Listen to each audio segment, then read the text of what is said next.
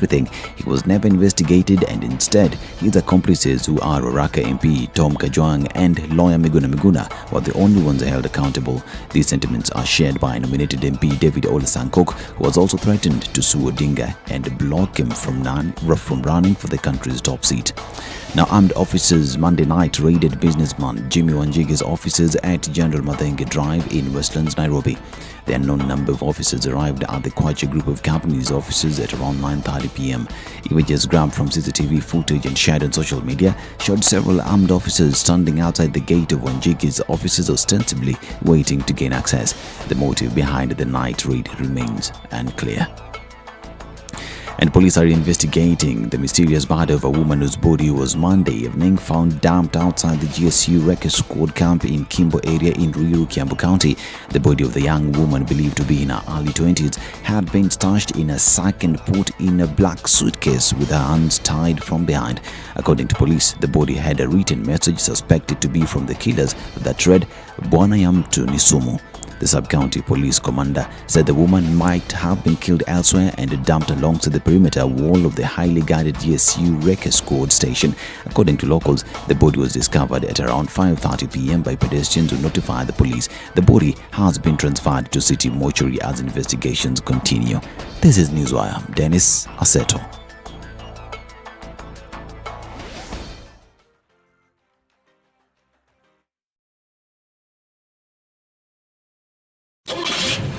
The SpiceFM Newswire is brought to you by InDriver. Download the InDriver app from the App Store or Google Play Store to enjoy a safe, comfortable, and affordable ride around Nairobi.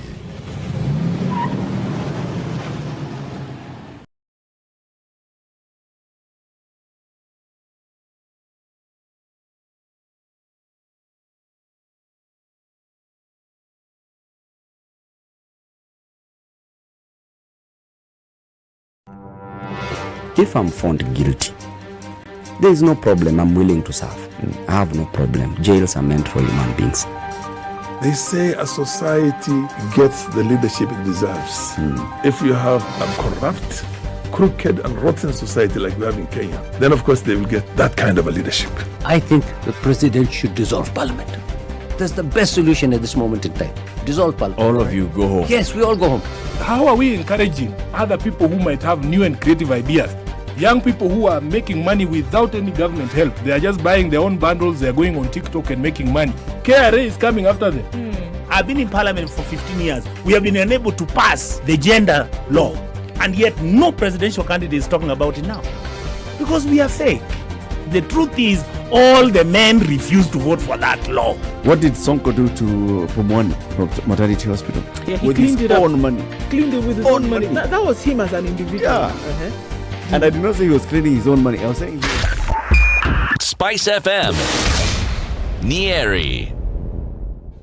It's Tuesday and we're getting into the second day of the week. And what does it look like on these Nairobi streets this morning? There's still puddles, many puddles on many of the roads today. So you need to watch out for that because of the ongoing rains. Uhuru Highway is not looking too bad this morning. We're not going to have any pack situations just yet. It's building up on Jogo Road. It's also building up on the Thika Superhighway inch by inch.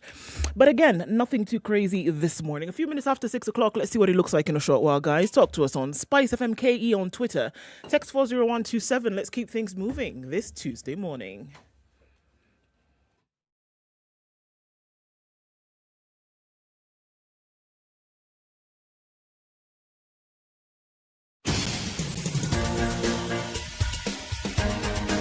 This is the Situation Room, the home of hard-hitting political commentary and penetrating insights about the state of the nation. This is a talk radio experience like no other. The Situation Room, a place for hard truths, debates, and elevated conversations. The Situation Room, witty, political, engaging, deep, controversial. In the room, we have C.T. Muga, researcher, academic, seasoned political observer, a fountain of wisdom in these politically uncertain times. Ndu Okoh, Nigerian by birth, Kenyan by choice, communications expert, Pan-Africanist, a truth seeker and believer in people power, and Eric Latiff, agent provocateur, the man in the chair, seasoned journalist, news hound, a man who believes in punching up, not down.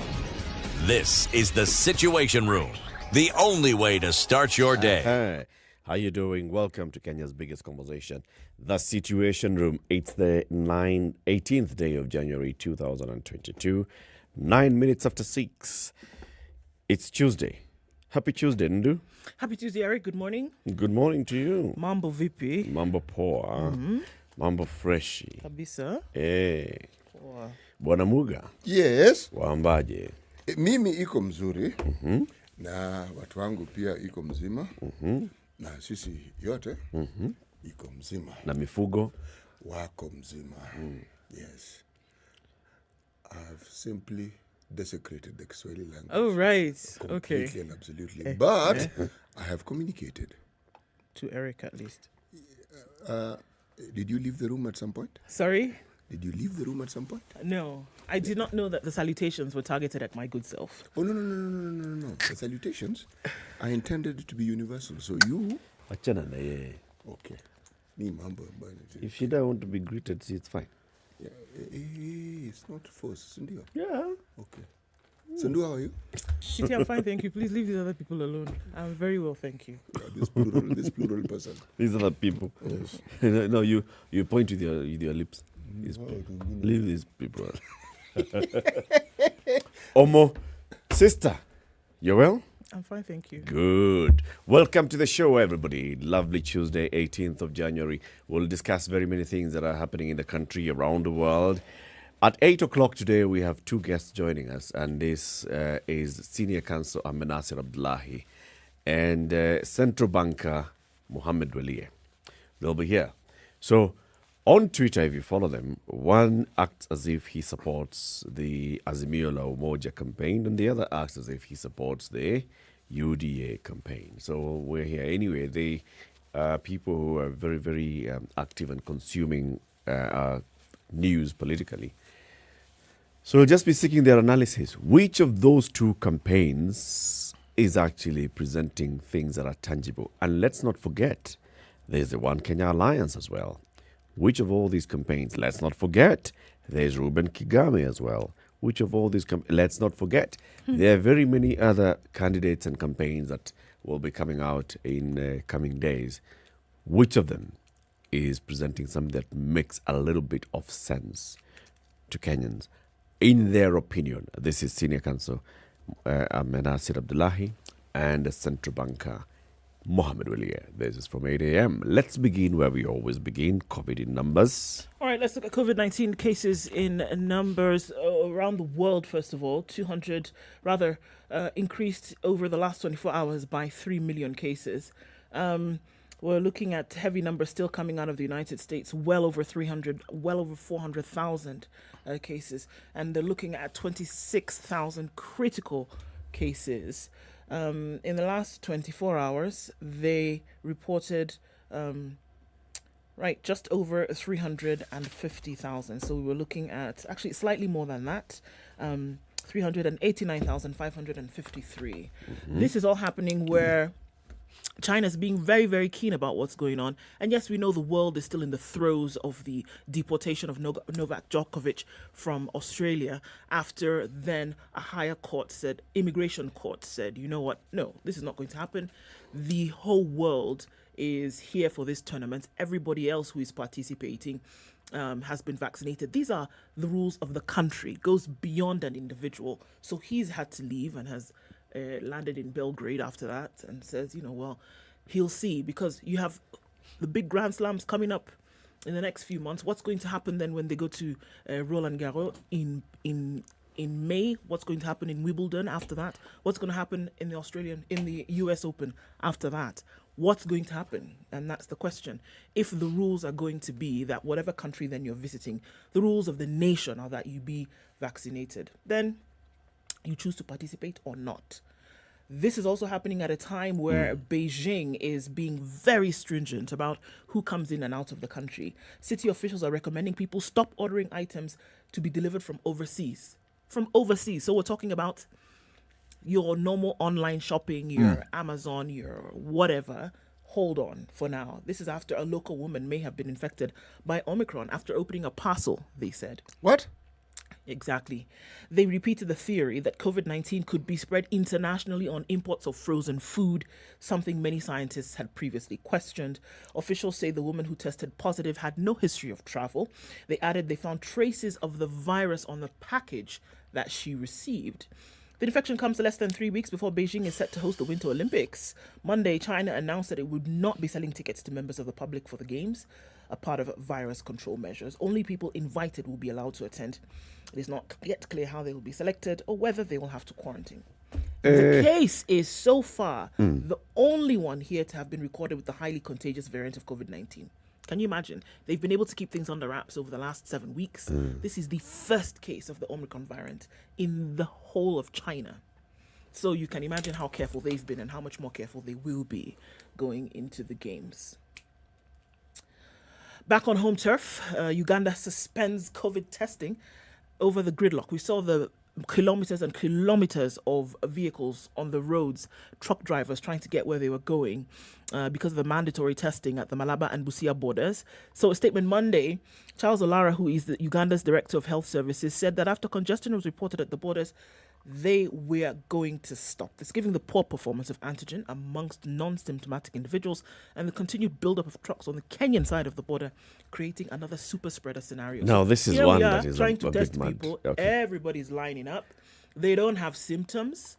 And so what we are doing is creating another petri What dish. exactly is happening? So what? So the queues are because of People testing? waiting to be tested.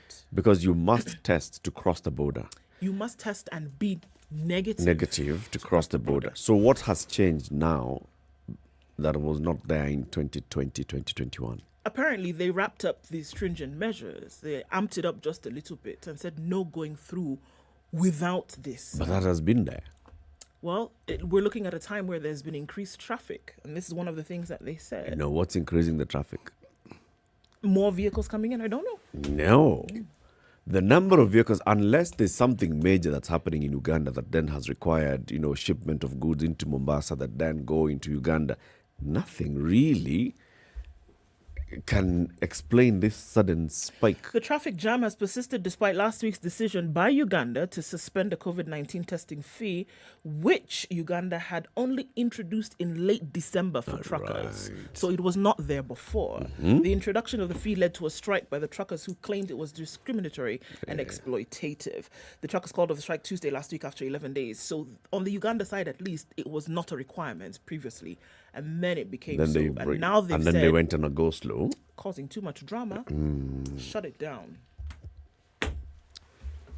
It's crazy because the people who have actually even traveled along that road into Malaba and all, they're saying the traffic jams are stretching over 40 kilometers. This is basically saying that between Nairobi and Machakos Junction, that is one long traffic jam, not moving. What on earth are we talking about? So how is it helping trade? It's not. If anything, it's stifling it. And we're looking at a really ugly situation. I'm thinking across the country, and I'm thinking Mariakani to Mombasa, there is a jam. It's not moving. Yeah. Then I'm thinking going towards Nakuru.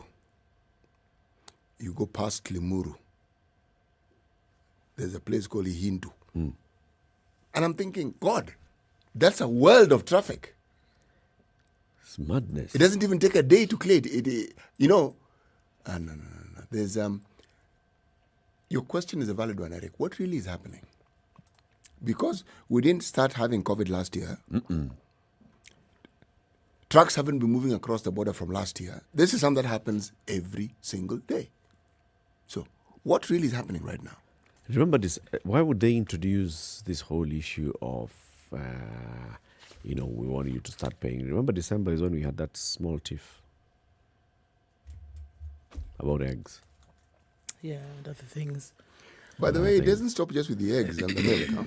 No. There's still the issue of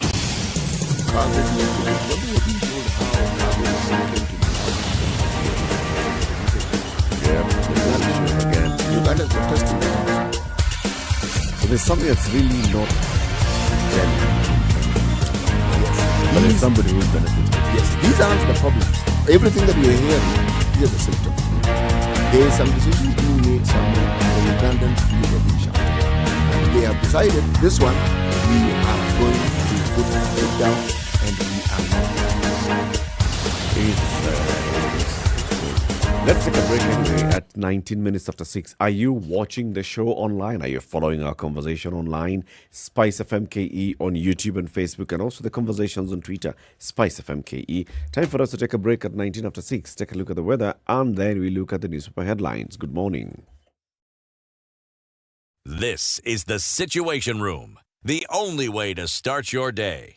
Spice up your life. You know, when you see someone being jailed, a governor or two or someone who stole, then people will fear. Because our problem is not the borrowing, it's the stealing. We've become actually a nation of thieves. The only thing we lack is an opportunity to steal. The guys who quote the Bible and say I'm a Christian and all that, and you know they're thieves.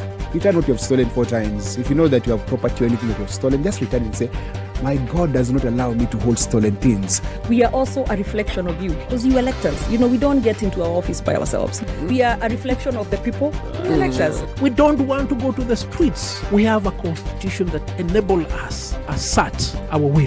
When the legislature are now being taken as hostage by the executive for whatever reason, we are now bound by what they want us to do. This is just outside the realms of reality. We have impunity written into the DNA of our political class. How old were you when you learned that Jeshi Lokop is Jeshi Lawoko?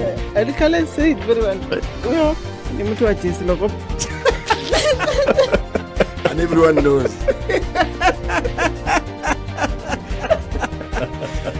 Okay.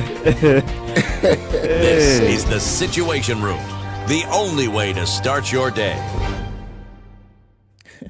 All right, so cloudy conditions in The Nairobi weather morning. Looks with like it's gonna be a Spice wet day FM. throughout the country. We'll see highs of 22 and lows of 15. Mostly clear conditions at 14 in Nakuru. Highs of 20 today. 24 will be the high in Nyeri, currently at 14. And it's cloudy in Eldoret. Highs of 20 and lows of 12. We're looking at mostly clear conditions. Sun's not yet up in Mombasa at 25, highs of 33, while in Malindi it's clear at 26 at a good highs of 31. Kisumu, rain showers at 18, highs of 24 today, and we're looking at mostly cloudy conditions in Kakamega with highs of 25. We'll see lows of Kampala's mostly cloudy at 16, highs of 25 today, and we're looking at partly cloudy conditions at 27 in Dar es Salaam, going to highs of 32 and lows of 25. It's mostly cloudy at 15 in Joburg, highs of 23 and lows of 15, and we're looking at clear conditions still very early morning in Lagos at 25, going to highs of 32. 30 will be the high in Kinshasa. It's currently clear at 23. It's bang on zero in Beijing. It's sunny, however, going to early afternoon. We'll see highs of 3 and lows of -7. 2 degrees and cloudy in Paris, highs of 7 today. We'll also see highs of 7 in London, where it's clear currently at 2.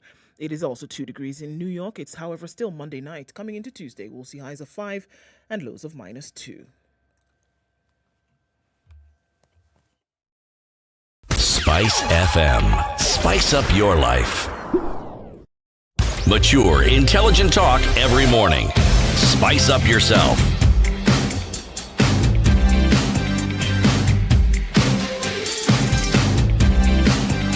Mornings done right. 22 minutes after 94.4 6. Spice FM. Spice FM KE, who is online. Well, Andrew says he's listening in from Lavington this morning where there's no electricity for the second morning in a row. And he says the ease of doing life in Nairobi, well... Ease of doing life, right? Ay, sorry, Andrew. Those are questions. All right, Collins Kimtai Kipsat says, good morning. He's tuned in from Eldoret. And Sir Eric Barasa Musungu tuned in from Mombasa this morning. Amos Freeman tuned in from Kimilili. Locked and cemented. Are you going to get out? Oh, that's the point. You won't get out. I'm Jambo Mwambaje. That's it, yeah? Mwambaje. Palace Studio. Mkovipi. Bas. So you have to answer now. It's a question. They'll tell you just now. So you respond. I don't know what that is. Sisi Kofit. See, I'm not going to fall into that trap. I'm sorry. See. I don't trust you, these things. Kimanzi, good morning, guys. Watching live from Nyeri, Mombasa. Charles Inyanje Karakacha tuned in from Kaimosi Cheptulu, Mahanga. Wow, where is that? Robert Mbogo tuned in from Mombasa this morning, and Gloria Dako is tuned in from Accra in Ghana. McKenna Rebecca tuned in as usual from County 018, which is... County 018. I thought we were doing better than that. We are doing infinitely better than that. Surely. Mount Kilimanjaro. Mount Kilimanjaro is count 18. No, I've moved on. You guys were zooming. I've moved on. You don't know county number 018? You don't know it? Aye. You know, I'm wondering, what kind of Kenyan are you? But I'm not a Kenyan. Do you know? I'm not a Kenyan. It's like that, huh? That's how it is. We'll joke with you. Me, it's okay. Today, can we do it today? We will joke with you. Joke with You you. wait. Kilimanjaro view. I'll tell you, number 18. Oh, you're checking it out. Of No, course. no, Ngungu no. is your friend. Ngungu. As you're doing that, Stanley says hi. Do you know Governor Kimemia? Yes. He's from which county? The one where he's the county from 018. Ah, yeah. And do you know Governor Charity Ngilo? What's wrong with two of you? So we're just testing to see if you know Yes, that. I know If them. you have any clue. And County 18 therefore is? It's not Kitui. Really? Nyandarua. See? So you know. I know. I was checking to see if you guys knew. Sawa basi. See now. Spicing things up from the City of Champions. That's where James Kiplimo is this morning. I'm on a quest to learn Kalenjin. Simon Murakana, Buyayi Marachi Busia says, good morning. Morris Oyando. Some of those words are greeting. Buyayi Marachi is not a place that he's from. Buyayi Marachi in Busia. I don't know. No. Buyayi Marachi. Continue that, Morris Oyando. I know that gentleman. Bas. Morris Oyando is watching from Ombeyi in County 42. That lip pointing is always so amusing. Seems purely in every African woman's genes. By the way, it was Eric who was pointing with his lips. Can we just clarify? Morris, it was not me. We were doing what Ndu would do. What would Ndu do? Do you see? The blame blanket is being laid. Hey. Good morning, guys. Thanks for joining us. Karibuni sana. City. Which one is 42?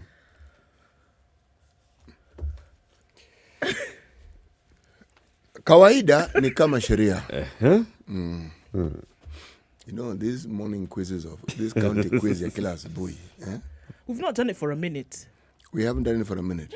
So now we're doing it for a second. You know, just to remind yourself of where this great country that you all are from. We're covering all the minutes. Okay. Ati kawaida ya kuku? Hapana. Kawaida ni kama sheria. Kawaida ni kama sheria. Habit is second nature.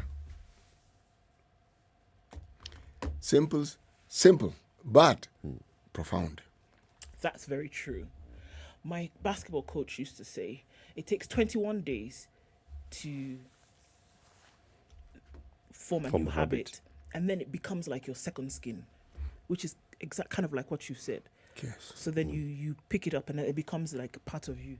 Precisely. I mean, I was thinking of what's happening between us and Uganda.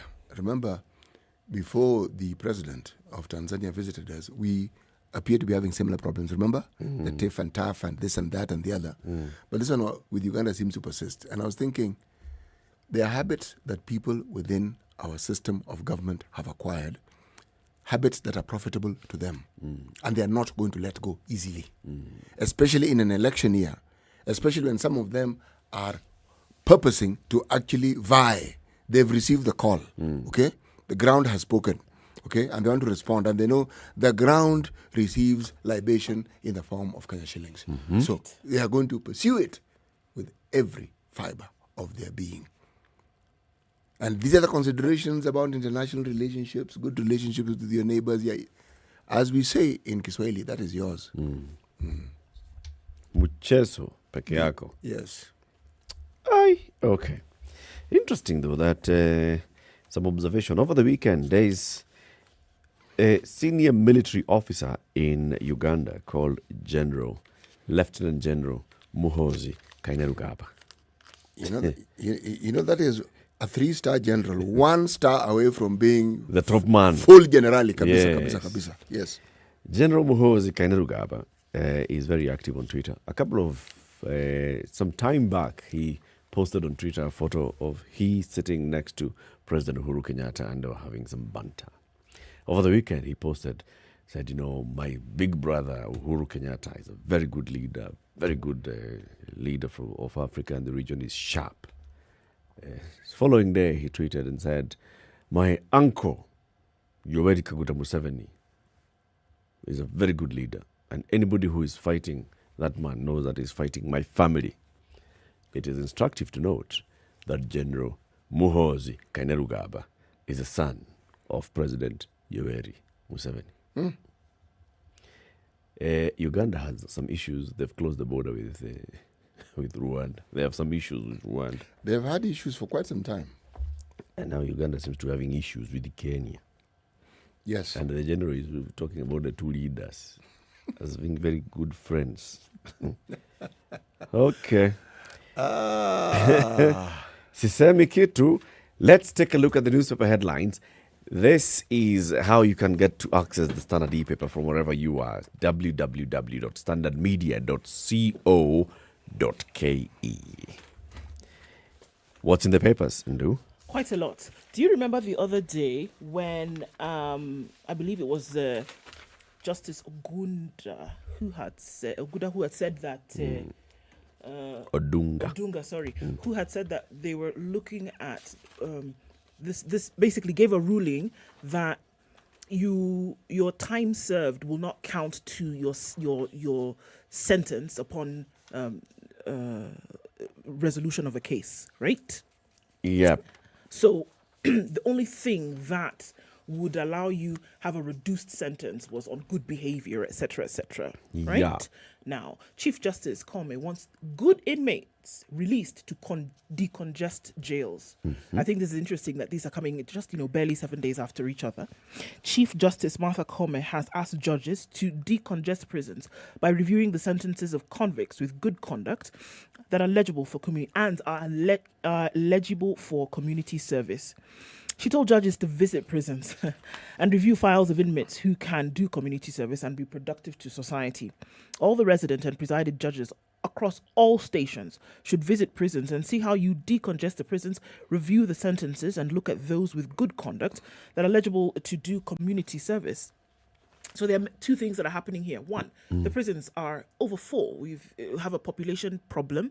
On the other side, there are quite a number of them that don't need to be serving these hard sentences, right? There's something they can do to serve the state, and you can let them go on that when they're done with the community service, whatever it may be.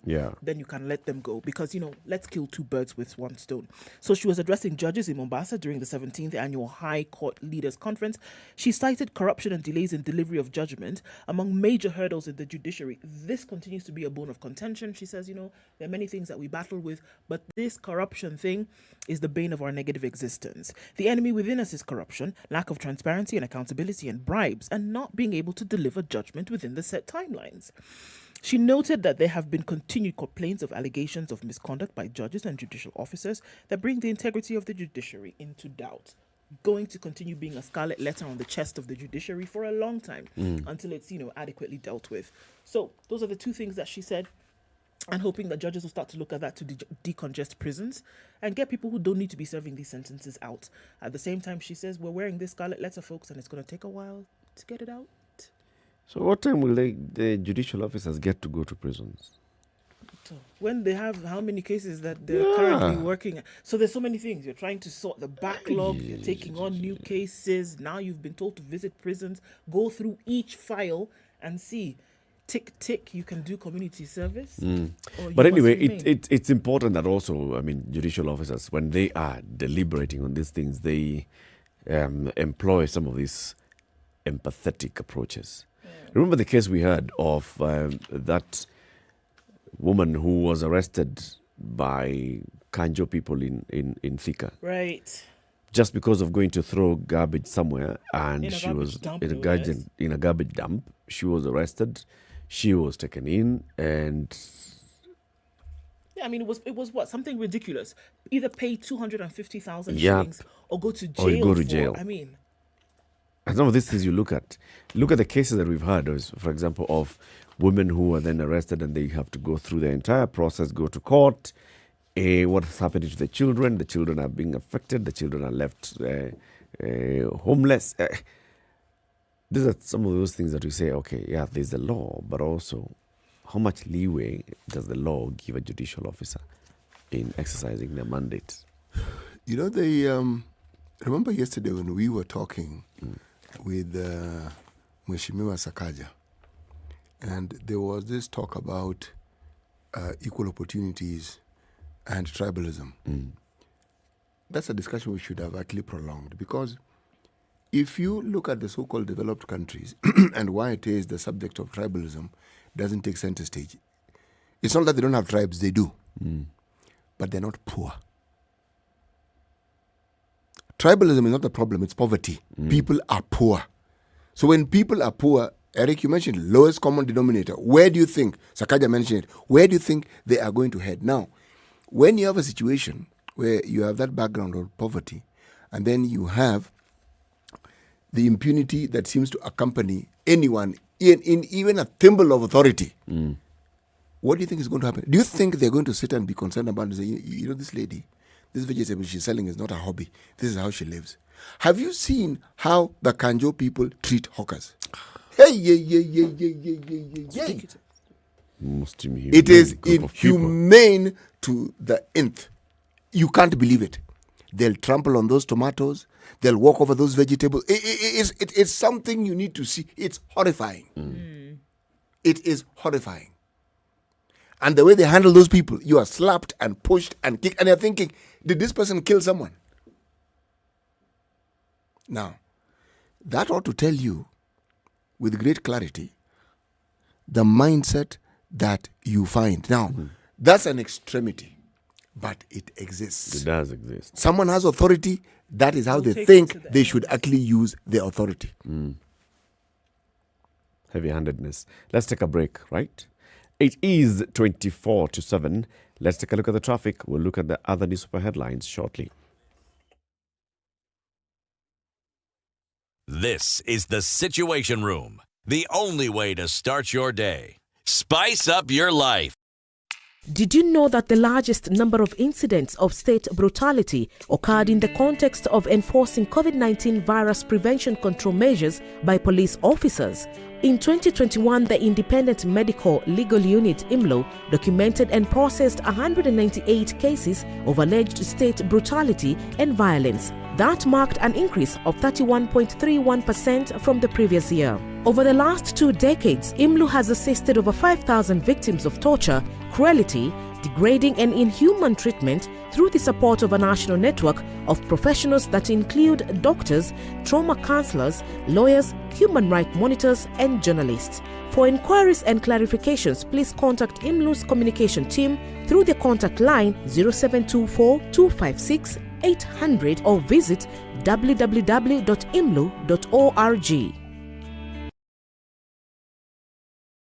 A little bit on Gong Road this morning, and we're also seeing some action on Jogo Road going into the city. But interestingly enough, it's not too crazy just yet. Okay, I've lied. It's crazy on the Thika Superhighway, and we're just going past the junction coming from Outer Ring, and that's already quite messy. And it goes further up all the way. Then we're looking at coming all the way from Roy Sambo out into that direction. Kiambu Road is also quite packed as well, and we're looking at traffic on Limuru Road this morning. Coming out of Westlands, use the Red Hill Link Road because it's already very slow coming off Wayaki Way. All right, Mombasa Road started very early. It's already for tears from what we're being told, coming all the way from Sabaki at the Weybridge and then going towards the SGR.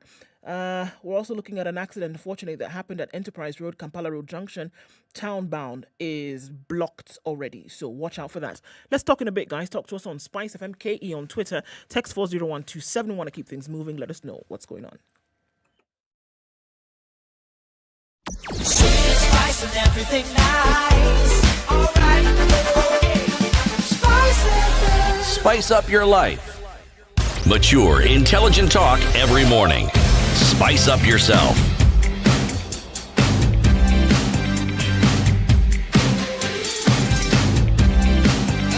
Mornings done right.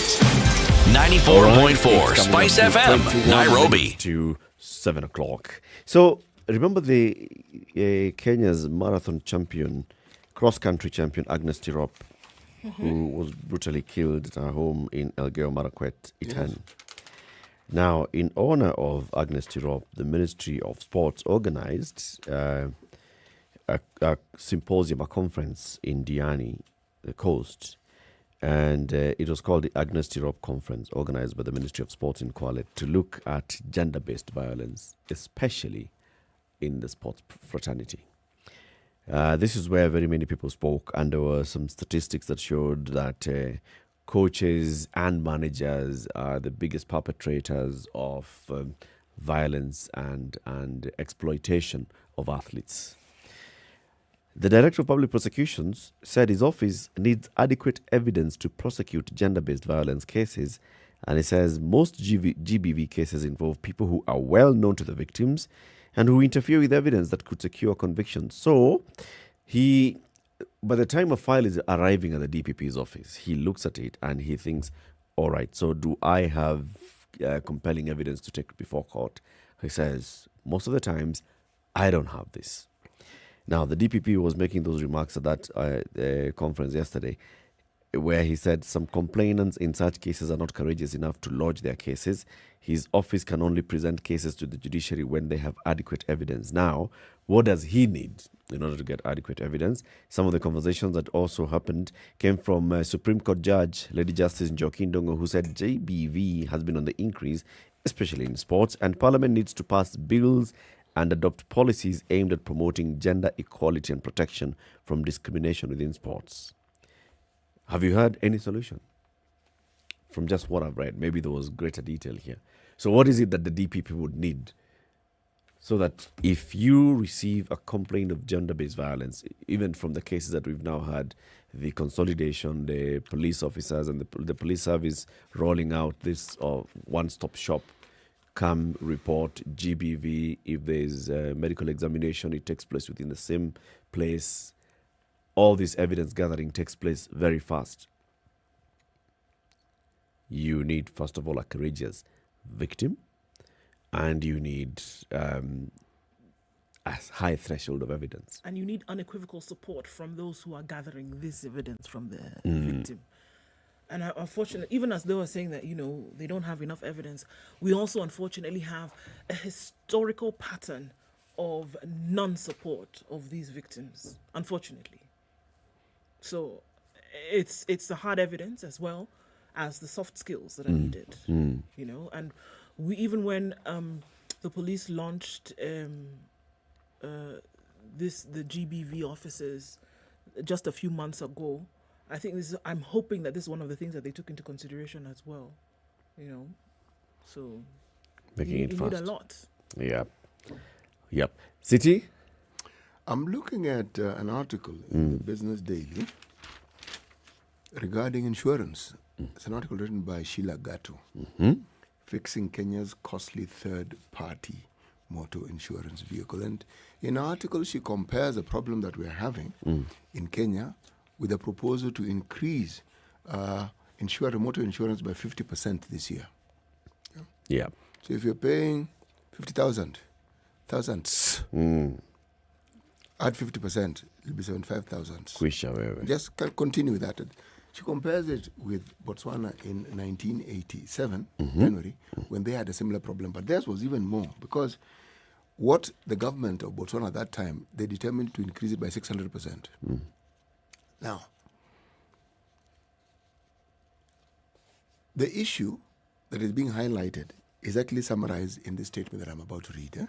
In countries such as Botswana and Namibia, instead of the insurance company dealing with your claim, it would be handled by the Motor Vehicle Accident Fund. Meaning, when they increase the monies that they're speaking about, it doesn't go necessarily, all of it doesn't go to the insurer. There is a fund that deals with issues that have to do with accidents. Now, in this country, there is a group of people who are referred to as ambulance chasers. You have an accident, a lawyer comes to you, says, there's insurance, you can claim this, you can claim the other. All true. The only problem is that there have been complaints in the past and in the present of these matters being settled, and yet the person who was at the heart of it, the person who got the injury, doesn't seem to benefit from it. Some years ago, the same regulatory authority for insurance realized that this is a problem. So the issue of checks being issued by the insurance company, it is not check to the lawyer. No. 2 separate checks. The lawyer gets his fees, and there's a check that is issued to the person who was injured. Now, why did I pick this particular article? You see, one of the things that I think our industries, whether it is the insurance industry, whether it's the banking industry, one of the things that they don't do adequately is explain to their customers, who are also their partners, about the decisions that they make. See, if you want to increase insurance premium by 50% and you just say COVID, we'll tell you get lost. Because as you are increasing it, the incomes of people in this country have reduced by even more than that 50%. Right.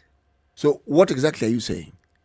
There ought to be that clarity of thought from these individuals and these groups and these companies to understand, not just in theory what they think the country is going through, but also to try and have this conversation with the people who ensure they stay in business. Don't just decide and then lump it on you. Poop. See, the regulatory authority, the energy, is it Energy and Petroleum Regulatory Authority? They warn you. You even know the days on which they're going to make this announcement and the increases. Now, you may query it, but you cannot say that you are completely uninformed. This one, you're informed they're going to increase it, and then they increase it. They increase it. Yes. Immediately. Yes.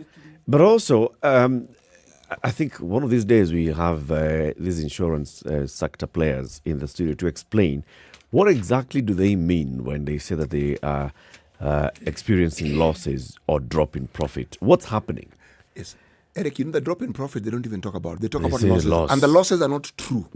Kenya National Bureau of Statistics came out yesterday. It was reported that this matter that has been in the media, that insurance companies have been making losses, says no. They have reduced profits, not making losses. Not making losses. Not really. See, the banking sector has steered clear of the word losses. They talk about reduced profits, and it's presented. So the question is, are they unaware of what is happening in the country? But also, what have they done? We've asked this question many times. What has Kenya's insurance industry done to increase penetration? Because how many people are insured? What percentage of our working population is If insured? today we remove that legal requirement for all motor vehicles to be insured, Yes. how many insurance products or insurance policies would be taken out up in Kenya? And how many insurance companies will stay afloat? Yeah. So what have they done? Despite just this one where they have a guarantee, because the government has basically opened the tap and said, you must flow through this tap, and the insurance companies are down there just waiting for you because you own a motor vehicle. What else have they done? Have they increased life insurance? Have they come up with new products? Have they come up with new ways of reaching people? But we're seeing more and more complaints. Page 6 of the Financial Standard. Today is Tuesday, so it's a Financial Standard day. More firms join Insurance Hall of Fame. New industry data shows rising customer complaints against insurers for late payment of claims, further hampering penetration rate in the sector that's already reeling from a serious confidence crisis. So this report talks about what happened. First, insurance penetration dipped for 3 consecutive years to close at 2.17% in 2020. But not all customers can report their complaints to IRA, that is the Insurance Regulatory Authority. Many follow up their cases with insurers in court. So during this time, for example, in the third quarter ended September last year, the Insurance Regulatory Authority says it received 467 complaints against insurers. Of those, the IRA only resolved 89 cases. That's less than a fifth of the complaints received, leaving the majority unresolved. During this period, out of the 92 complaints filed against life insurers, corporate insurance topped the list with 30 cases, followed by Pioneer Insurance, Madison, Jubilee, Britam. The top complaint by customers has been delayed settlement, as is the case with the story that has been highlighted here. Out of 1,637 grievances filed in 2020, 900, that's 55%, were because of delayed payments. Other key grievances, declined claims, unsatisfactory offers, erroneous deductions, cancelled claims. All these this is an industry that basically needs a lot of work to come out and explain what it does. Yeah, exactly. And how it does it. And how it does it. You see, in this article, this lady, the Motor Vehicle Accident Fund, why she raises it, she says there is need to ensure that the injured party, who is who is not the client of the insurance company, they often get the short end of the stick. So if you have a fund that caters for such individuals, then they become the clients of that fund. So they are not at the mercy of the insurance companies when it comes to the claims being paid to them. However, in this country, so then the fund, then once it pays out the claim, it bills the specific insurer. Yes, or the insurance pays the money to them. So the money fund is them. And because they are an organization that is set up specifically for that, the insurance companies will know that this one is not a joke. You need to pay, you pay. Sure. As opposed to when they're dealing with an individual, they can dilly-dally for as long as they want. Yes, exactly. But I had a but. And the but is, we have an organization called NSSF Yes. that is supposed to cater and pay for people when they reach retirement, isn't it? I am certain that there are people who get paid in a timely fashion. But most of the cases I hear, not read, hear, are tales of war. Unfortunately. People chasing. Yes, and by the way, they are asking for something they paid for. They're asking for your own thing. Which you paid for over the years, and it's a tale of war. So when you talk about an organization such as this one in this country, you might actually think the insurance companies delay, but at least they end up paying you. You have such a fund, and it's run in the same way as the NSSF is run, you will have a problem. An even bigger problem than you had before. It's still a drought situation in the country, and we're looking at things exacerbating, unfortunately, carried in the counties. Drought pushes wild animals into farms and homes, as though things were not bad enough. Residents in fear as wild animals from neighboring parks and ranches stray to their farms. Why is this happening? Obviously because the animals are looking for food. So you have people who are suffering from drought on this side, not able to get a proper crop in order to feed, and at the same time the animals are suffering as well, so it's driving them towards homesteads to look. The ongoing drought that has hit parts of the country has pushed tens of wildlife into farms and homes. As a result, crops worth thousands of shillings have been destroyed, with many people being injured by the wild animals. School-going children have also kept off class for fear of attacks. In some villages, men have been forced to keep vigil to ward off the wild animals that have been pushed out of the parks in search of water and pasture. The most affected are villages neighbouring Mount Longonot and Hell's Gate parks. This came as residents of Kiambogo in Longonot held a peaceful demonstration over the wild animals that have destroyed their crop, leaving them to source for food rations from the government. According to Naivasha East MCA Stanley Karanja, the attacks have left area residents in fear. He lashed out at KWS officers, accusing them of failing to compensate the affected farmers. The animals have injured a student and a motorcycle operator, and the residents have been reduced to paupers who are now begging for food. Karanja attributed the problem to failure by KWS to fence the parks and ranches which dot the constituency, which has left the animals free to venture into the farms and homes. One of the most affected farmers, Jane Wairimo, said her son had stopped going to school after a buffalo chased him while on the way. In the process, he fell and broke his hand. What is worse is that we don't have any food in these areas, as all the crops have been wiped out by the animals. Oh, yeah. Not a pretty situation at all. Aye. It's a sad one. It's a sad one. What else are you looking at, City? Hi, my friend, I'm looking at the BBI appeal that, according to the headline on the Standards, puts the Supreme Court in the spotlight. I'm not going to go into the details, but I'm going to say this. Every time you have these landmark cases, all it does is, among other things, opens your mind to what the law has to say on these very interesting subjects. Yes. So it's an opportunity to be educated about things that ordinarily I wouldn't know, ordinarily I wouldn't be in touch with, but this one now opens my mind because there'll be arguments. Whatever it is they're going to do, they are going to take into account what the lower courts have said, and they are going to come up with what they believe. And remember, the unique thing about this There was a law review task force that was put in place by the Supreme Court. So, law review simply means you look at the law regarding these things. That's all you're doing in details. Remember, we have a court that deals with these things. Huh? Yep. If you have a dispute with someone over an issue, instead of going through this lengthy process, you ask for a law review.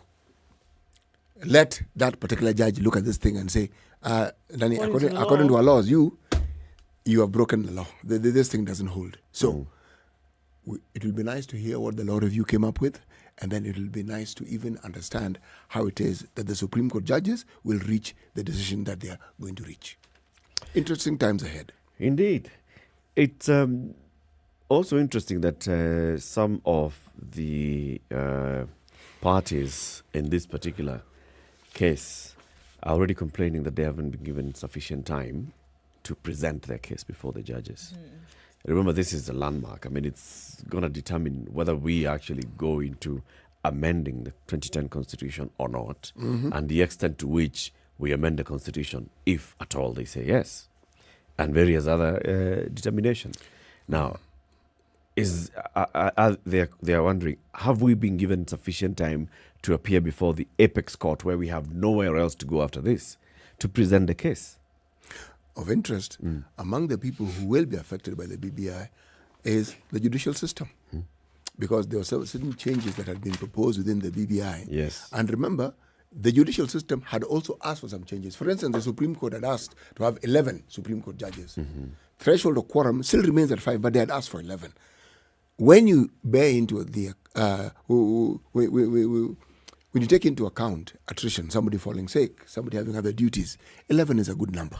So that at any given point in time, you are most unlikely not to have a threshold that is required for you to carry out your duties. Yeah. But then, the parties that the changes that were being proposed in the BBI would bring about, it makes for a very, very lively discussion. Very lively. Because essentially, if you look at the changes that the BBI was saying and why civil society protested as they did, the Constitution was being overhauled. Yeah, very many changes. Yes. The Constitution was being overhauled. Yeah. And the argument, which I like to say, is we're not complaining about that. It's the process that is being used. It's like they're hijacking it instead of going through the lengthy process that you require in order to come out with the same results. That's my contention with the BBI. Forget about the very many amendments that are being proposed at the same time. It's, have you actually involved the people?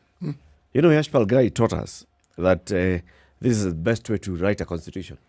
Bring people together, let them argue, let tempers flare, form a committee there to calm down the tempers, but go through that whole process. Tedious as with it is. Everybody. And then at the end, everybody feels, I know what that... We participated. We participated. I took part in this. I didn't agree with it, but I saw the majority agreeing with it. This time, very many people feel like it's a minority that actually determined what changes this constitution needed.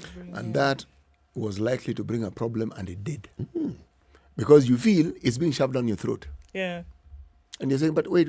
I thought the whole point of this thing was to benefit us. And if we haven't been involved, then how can you then claim it's going to benefit us? Yeah. And we don't feel that we've been involved. We are not part of this. Yes. How do we know that we are, Coming up in the next hour, we have more conversations about what's happening in the country, including this one. Panic as bandits launch attacks near schools and police stations. This is page 27 of the Standard this morning. It has a photo here. Students of St. Benedict Aurora Secondary School in Elgeyo Marakwet County take cover at the institution's dining hall after suspected bandits launched an attack near their school.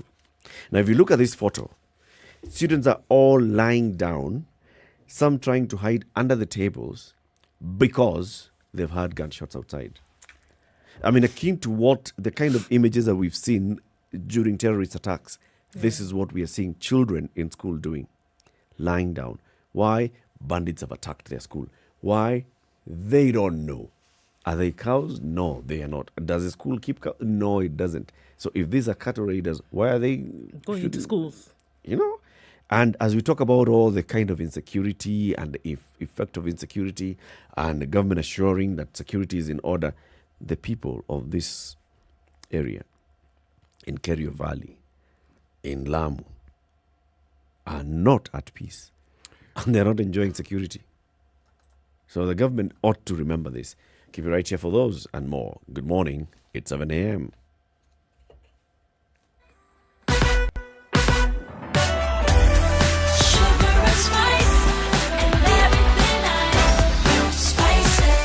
Spice up your life. The SpiceFM Newswire is brought to you by InDriver. Choose your preferred driver, mode of transport, and negotiate your fare to your destination for a safe, comfortable, and affordable trip only with InDriver.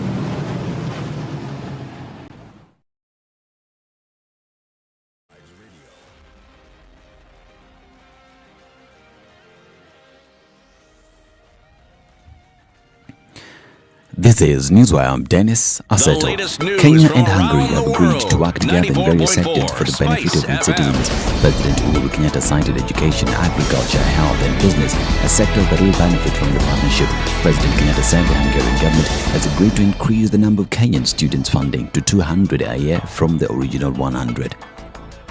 So for the last 5 decades, Kenya and Hungary have collaborated in several sectors, most notably in trade development, health, agriculture, as well as education and training, where many hundreds of Kenyans have trained in Hungary on Hungarian government scholarships. The President informed us that the Hungarian government scholarships that have been given to Kenyan students annually will be increased from the current 100 to 200 opportunities. And I'm glad to announce today that Kenya is ready to establish a diplomatic mission in Budapest at the earliest opportunity. For his part, President Janos Ader has pledged to continue working with the government to facilitate trainings for Kenyans in his country in various fields. We are offering our assistance to help train young Kenyans in professions that later they will be able to put to good use in the interest of the Kenyan economy. Kenyans not only need, however, only tradesmen and well-skilled workers.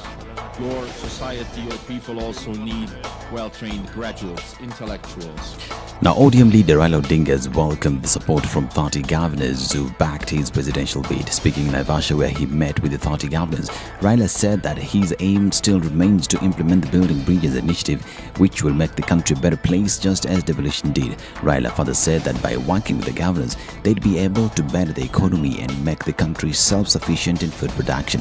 The ODM chief further called on Kenyans to take advantage of the voter registration exercise so that they can exercise their democratic rights in the coming elections. As you know, today a very important exercise is starting. That is voter registration of our people. And we want these governors to go down there and champion the process of ensuring that our young people register as voters so that they can be able to participate in the most historic elections in our country on the 9th of August this year. I want to thank all of them here. The journey is on. Azimio la Umoja, as we say, is our clarion call. Meanwhile, 2 Kenyans have gone to court to block ODM leader Raila Odinga from running for president in August. George Bush and John Kenga have called for Raila Odinga to be held accountable for swearing himself in as the people's president on January 31st, 2018, a move they say is a serious violation of the constitution. They also want ODM party to be banned from having candidates in all positions. They argue that despite Raila being at the center of everything, he has never been investigated, and instead his accomplices, who are Ruraka MP Tom Kajwang and lawyer Muga Ndu Okoh, were the only ones held accountable. It should be noted that Tom Kajwang's case was dismissed by the court on grounds that he had not violated the law when, together with Muga Ndu Okoh, they saw Raila Odinga as the people's president. Now, armed officers Monday night raided businessman Jimmy Wanjigi's offices at General Mathenge Drive in Westlands, Nairobi. The unknown number of officers arrived at the Kwacha group of companies' offices at around 9:30 p.m. Monday. Images grabbed from CCTV footage and shared on social media showed several armed officers standing outside the gate of Wanjigi's offices, ostensibly waiting to gain access. The motive behind the night raid remains unclear. Meanwhile, Jim Wanjigi has called for a press conference later in the day. We will be covering that and bringing you up to date with the latest. And 15 Al-Shabaab terrorists have been shot dead by KDF officers following a raid in the Bodai area, Boni Forest, Lamu East. It is reported that some of the terrorists were seriously injured after their camps were bombed, including a camp which is believed to be a special center for the operation and strategies of the group in Bodai. In addition, those killed are believed to be among those responsible for the recent killings of 15 Lamu West residents. The officers are among a special group formed to lead the Amani Boni Forest operation in 2015 with the main objective of removing the terrorists from the forest. During the operation, helicopters and tanks were used to carry out the raid last night, where several military uniforms, AK-47 rifles and ammunition were recovered. And 3 fuel trucks exploded, killing 3 people, and a fire broke out near Abu Dhabi airport in what Yemen's Iran-aligned Houthi group said was an attack deep inside the United Arab Emirates, the region's commercial and tourism hub. If confirmed, a Houthi drone strike on the UAE capital would take the war between the group and Saudi-led coalition to a whole new level and may hinder efforts to contain regional tensions as Washington and Tehran work to rescue a nuclear deal. This is Newswire. I'm Dennis Aseta. Good morning.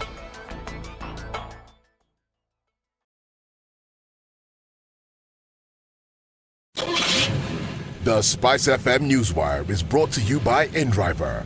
Download the InDriver app from the App Store or Google Play Store to enjoy a safe, comfortable, and affordable ride around Nairobi.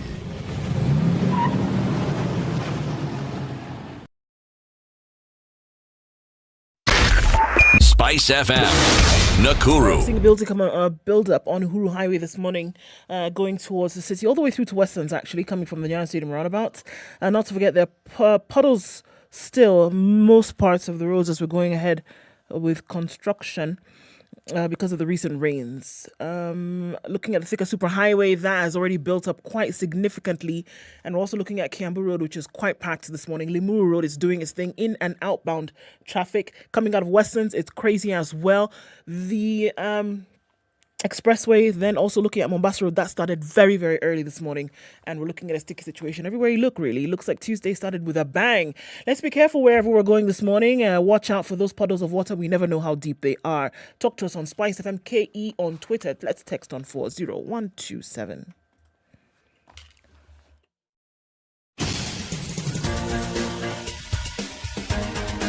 This is The Situation Room, the home of hard-hitting political commentary and penetrating insights about the state of the nation. This is a talk radio experience like no other. The Situation Room, a place for hard truths, debates, and elevated conversations. The Situation Room, witty, political, engaging, deep, controversial. In the room, we have C.T. Muga, researcher, academic, seasoned political observer, a fountain of wisdom in these politically uncertain times. Ndu Okoh, Nigerian by birth, Kenyan by choice, communications expert, Pan-Africanist, a truth seeker and believer in people power, and Eric Latiff, agent provocateur, the man in the chair, seasoned journalist, news hound, a man who believes in punching up, not down. This is The Situation Room. It's 8 minutes the after 7. only one. Very good morning to you, wherever you're tuned in. Where are you this morning? I've seen there's so many people who tuned in from everywhere. Jenjesh is in Thogoto. Mm-hmm. Do you know where Thogoto is? Somewhere past Kikuyu, in that area. Mm. No? Good. What? Good. Mm-hmm. Very good. Yes. Mission Center. Yes, you know why I remember that? Mm. Because Dr. June Koinange and I went there on some psychological training mission, something. Mm-hmm. Are you okay today? Today, yes, specifically, yes. Okay. Okay. So where did you go? To the Thogoto Mission Hospital. We were at the mission hospital and then in the community. Then there's a very famous school, primary school no less. Mm. Then there's a teacher training college. Mm. Mm. When we say mission center, it was precisely that. Mm. Mm. And then all those people who keep saying that where they went to school went there. Yes. Oh, really? Yes. Oh, you'd be amazed. I went to it somewhere. I can't even mention that school on radio. That one. Yeah. And usually there's a rider to it. Yeah. And where did you go to school? Yes. And at that point, look at the person and say, you grow up. Somewhere in the bush. Some boys and girls went to school. There was a building. That's all we need to know. That's all we need to know. Pamela Achola Luobai. Oh, Luobai. Oh, is watching from Mombasa. And Jane is in Kampala, Uganda. Luobai. Sorry. This guy really tries, doesn't he? Luobai. Yeah. Christoph is watching from the east side of Nairobi. And Benson is in Bomet. And Nyakwar Nyaundi is watching from Europe, Kenya. That is the grandson of Nyaundi. Please remember Nyakwar. Nyakwar is grandson? Yes. Oh. Yes, it could be his name, but it also means grandson. Nyakwar Nyaundi Kawagala. Or grandchild, yes. Nyakwar Nyaundi Kawagala. Yes. Means what? He's the grandchild of Nyaundi? The Gwala. The Awagala. Yes, that one. Okay. That's the grandchild of. Okay. So this is what we are doing now, having Kenya's biggest conversations. John, there's a call coming in, and it's one of the callers that we want to have a conversation with shortly. So, City, today's proverb? Right on. Kawaida ni kama sheria. Habit becomes second nature. Yeah. Habit is second nature. It is second nature. Kawaida tu. Inakuwa kama sheria. Sindio? Yeah. It starts as an activity, then if it continues, it becomes a trait. If you give it time, it just becomes embedded in your personality. Yes. So it is you. Okay. And that's kawaida. So on this show, we look at what's happening around the country, around the world. And something happened from around 9:30 p.m. last night. And we started seeing it on social media, and it's even been reported in the news by Aseto this morning, that it is alleged that police officers went to the offices of businessman Jimmy Wanjigi, who's an ODM presidential aspirant, and they've been camping there overnight. Now, it's not clear from the videos and the footage that's circulating on social media, which was shared by the Jimmy Wanjigi campaign team, is you're seeing people who appear to be wearing hazmat suits, full clad in PPEs, seeking entry into an office past office hours. And it's still not clear. So we've been able to reach the businessman, Jimmy Wanjigi. He joins us on the line now. Good morning, sir. Good morning, Eric. How are you? Very well, thanks. At least you can say it's a good morning. Yes. Despite everything else. God has given us another day to live. That's very true. Oh, yes. Jimmy, where are you speaking to us from? Well, I'm in my office. And this is in Westlands. Under siege. That is correct. Kwacha House, General Matenga Road. Under siege? Explain. The compound is surrounded. They are saying they are police officers.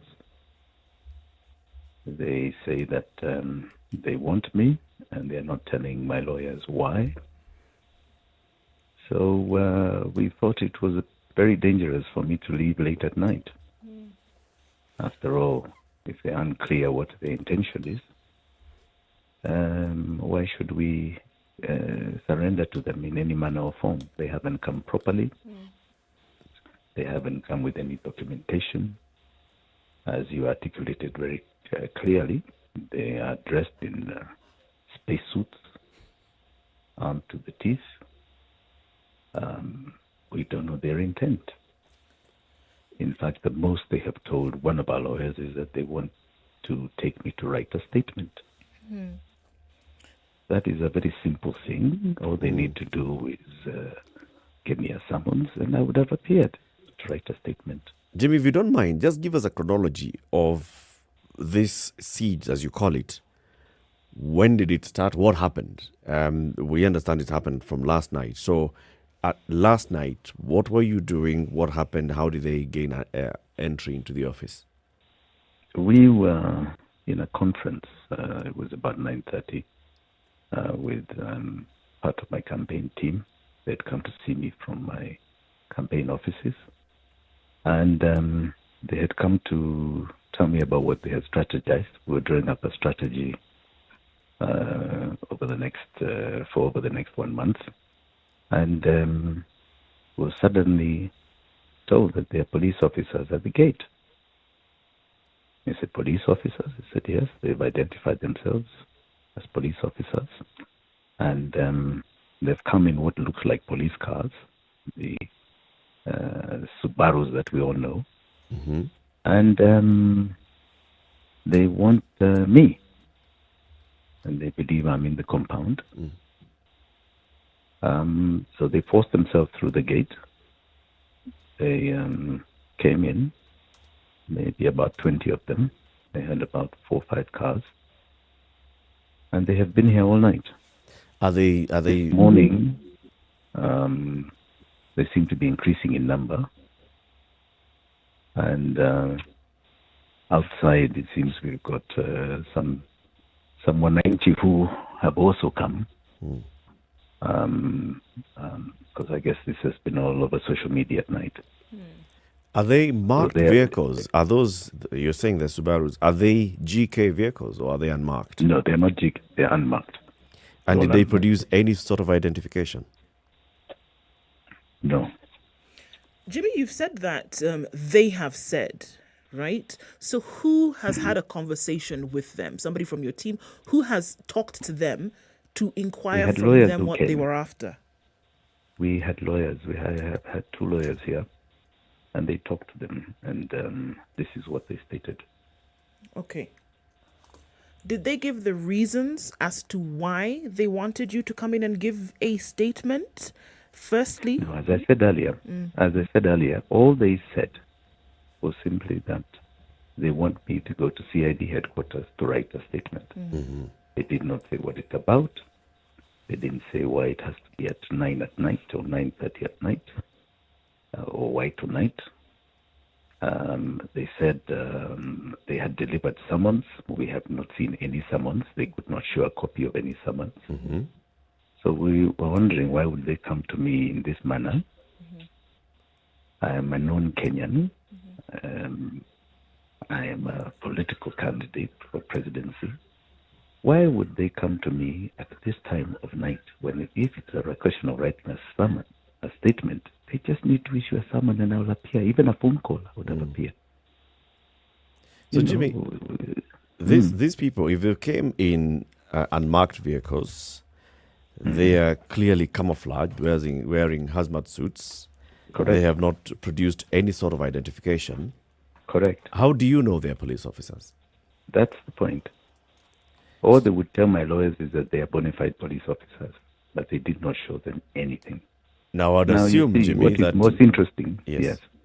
Please carry on, Eric. I'd assume that there are protocols in your office for when people come and they are unidentified and they're armed on what to do to raise alarm. Yes, they are. And fact, I would assume also that this would go into escalating it to known police officers in a police station. From General Mathenge and Parklands police station, it's not a big distance. Have you reported this to the nearest police station? Yes, we have. We have reported to Parklands. And I'm told this morning that there was a Parklands car that came outside and left. Mm-hmm. So what do your lawyers advise? What are they saying? Have they been able to seek further information from maybe the higher-ups in the police service, even at the DCI headquarters? This morning. Mm-hmm. They're trying to do so this morning. But let me say something, Eric. Yes. In 2017, I went through something very similar. And it was a political time of elections. This is now another political time of elections, and I'm going through the same thing. In 2017, it was my home. Now it's my office. I guess they were impatient. Maybe they were waiting for me in my home, but I was still in the office, so they got impatient. Mm-hmm. We are in a situation where it seems every election time I seem to be making certain people very uncomfortable. I don't know why. because the cases that they tried to project or propose to courts in 2017 were all crushed without my appearance in any court because they were nonsense. Again, today we believe it may be the same sort of rubbish. In other words, the same lies about things we know nothing about. Why would there be... That time guns, this time God knows what they're saying. Jimmy, and it's coming at election time. Right. Why would there be that interest in you? I mean, just from what you're saying now, why would there be that interest? What would it be that would need someone, whomever it was, to frustrate you in this manner, if that's what's going on? Your guess is as good as mine. Because you tell me why it happens only at election time. And now this time, I'm not behind as I was in 2017. This time I'm right in the front. And I'm competing for the ODM presidential ticket. My party leader, I was being victimized for supporting Raila Amolo Odinga in 2017. That is what that persecution was about. Today I'm competing against my party leader, Raila Amolo Odinga, and I'm under siege. I was being crucified at that time for him. I was being crucified at that time for him. And now, he's with the people that were crucifying me. And I'm now being crucified when I'm competing against him. You do not just announce your dreams of winning the ODM presidential ticket or even becoming the president. You've been in the campaign and going around the country for a number of months now. So why now? Why do you suppose, is there anything that you've done or said recently that would then trigger this kind of action today? It may be this weekend's utterances in Machakos, where I was very clear that the Raila Amolo Odinga that I know and have known since 1991 is not the same Raila Odinga that I'm seeing today. The man that has stood for truth and justice and democracy in this country for every single citizen is not the man that I watch and listen to today. And I said, it seems he is captured. He is captured. And I want to quote here, categorically, Matthew 26:14. Judas betrayed Jesus for 30 pieces of silver. Mr. Wanjigi, this is what we are facing. Mr. Wanjigi, I love your analogy because from my understanding of it, my name is C.T. Muga. You appear to have given yourself the persona of Jesus and allotted to Raila Odinga the persona of Judas. But this is conversation. Let me ask what I want to ask. Apart from being a politician, you're a businessman. Now, you have entered Kenyan politics and you are gunning for the highest seat in the land. As a businessman gunning for a high political seat in the land, you're not a babe in the woods. Surely, there must be people, not necessarily in the political arena, but perhaps also in the business arena, because in this country the two tend to mesh quite well, who may not particularly like your ascendancy. So, business rivalry, could it be part and parcel of your problem and it's being presented as a political problem? Let me be very categorical. First and foremost, the persona of Jesus is only Jesus. It is what Jesus symbolizes.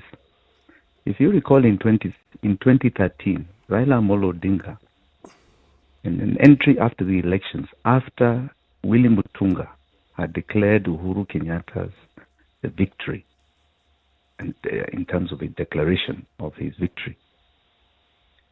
At the entry of Kisumu, Raila Odinga stood up and said he was crucified like Jesus. It is a symbolism. A symbolism. It is a symbolism of truth. It is a symbolism of justice. In 2017, I was being persecuted for truth and for justice. We had just come from a very nasty election that the Supreme Court had nullified. And I know there are very many people that were blaming me for that nullification. I was crucified to the extent that I was put in the newspaper, an obituary in the nation, that I am dead. My own father, they attempted to even take to court. That is the extent of the persecution. I don't think it's a laughing matter. Today, it is happening all over again. No change. Why? It is politics. It is nothing to do with business. I have deliberately not done business at all for the last 9 years under this regime. If I've done anything, I have done it outside this country. So I have no rivalry with anybody. I am doing nothing, and I have done nothing in this regime for the last 9 years. So it is not business. Don't belittle this. This is very serious politics. And if it was business, why didn't it happen last year or the year before? You've given a pointer, this is nothing Jimmy. but a persecution. Jimmy, you've given a pointer to truth. You've said it a couple of times that there may be quarters that are not comfortable with the truth. And even from a statement that we heard that you've given earlier this morning or late last night, that you also said that people are not comfortable with the truth and that you were going to come out with the truth. What would you be alluding to there? Not only coming out with the truth, I've been speaking the truth. I'm saying there are people who must be very uncomfortable with the way I am speaking. Very uncomfortable. Because you must understand, in this political arena as we are talking today, I know each and every one of the political players intimately. At one time or another, our destinies have been intertwined. I have assisted nearly all of them to ascend to some form of power for many, many years. We know a lot. All we are speaking is the truth of the times and the betrayal of the times. This is what we are speaking, and we shall continue to speak it, because I think Kenyans are tired of lies. There's been too many lies and too much impunity over the last 9 years, and we are going to speak it. Do you feel betrayed? When I say categorically that my friend Raila Amolo Odinga, for 30 pieces of silver, he became Judas to Pharaoh. I mean it. So do you feel betrayed by him? Do you think that he's betrayed you? Oh, and absolutely. Why? How so? Absolutely. When Raila Amolo Odinga went and shook hands with Uhuru Kenyatta, he went and shook hands with Uhuru Kenyatta alone. He left his generals, every single one of them that had fought for him in the battle. He went alone. He informed nobody. He went alone. Normally, after such a bruising battle, where I can tell you we have documented 82 people that died, including baby Pendo, there have been no reparations for them. There were no terms of engagement of that handshake. So what was that handshake? It was a betrayal of all those that had participated in getting justice in an election. An election that climaxed with a nullification in the Supreme Court. And because of that unfairness, we went right up to swearing Raila Amolo Odinga in at great risk to all our lives. Some of us were chased after that. Miguna today, who was the only person that was brave enough to stand up and say, I will swear him in, because I can tell you we asked a myriad of people that were pure cowards, that ran away. Miguna is so-called a disenfranchised citizen because of sticking out his neck for Raila Amolo Odinga. Where is he? He's still out there. The betrayal is plenty. And today, we have Raila Amolo Odinga telling us that he shall follow the policies of Uhuru Kenyatta, the Pharaoh that had done all of that to every single one of us who wanted truth and justice in an election. That is betrayal of the highest order. That is the Judas. That is the Judas for 30 pieces of silver. Jimmy, you say that there are several generals who are in that army who were betrayed. Yes, we can talk about the entire Oka team. Okay. Because those were the big four. You can talk about, but none of them is facing the kind of so-called persecution that you're facing? Yes, in fact, that's the big question. Why me every election? Even in that election, they did not face it. Even in that election, they didn't face it. Why me? Mr. Wanjigi, you've mentioned the word betrayal on several occasions, and the discussion here revolves around a certain clearly targeted assault on your person and on your property and on your family. But I'm going back to the topic of betrayal. In the last election and in previous elections, we've seen politicians moving from one party to the other, aligning with this person and the other.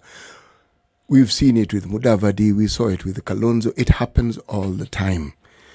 When politicians move around and you're having a discussion about politics in the political sphere, since when has moving from one position to the other been referred to as betrayal? And I'm bringing it in the context of the handshake. It's a political move. How then does it morph into a betrayal? Handshake was not a political move. The handshake was a personal move. It was not political. If it was political, you go with terms of engagement.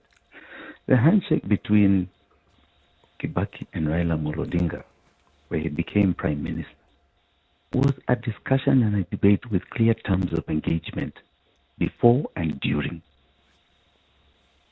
That was a political move. What happened in 2018 was a personal move. It was not political. So are we then saying... If it was not political, if it was political, then people would have gravitated towards that direction all these years. A lot of restitution would have happened. That has not happened. It was a personal move. It was not political. So are we therefore saying by extension that the president then also betrayed his own people because he himself was also alone in that handshake? Well, I don't talk for him. I can only talk about the corner I was in. I cannot talk for him.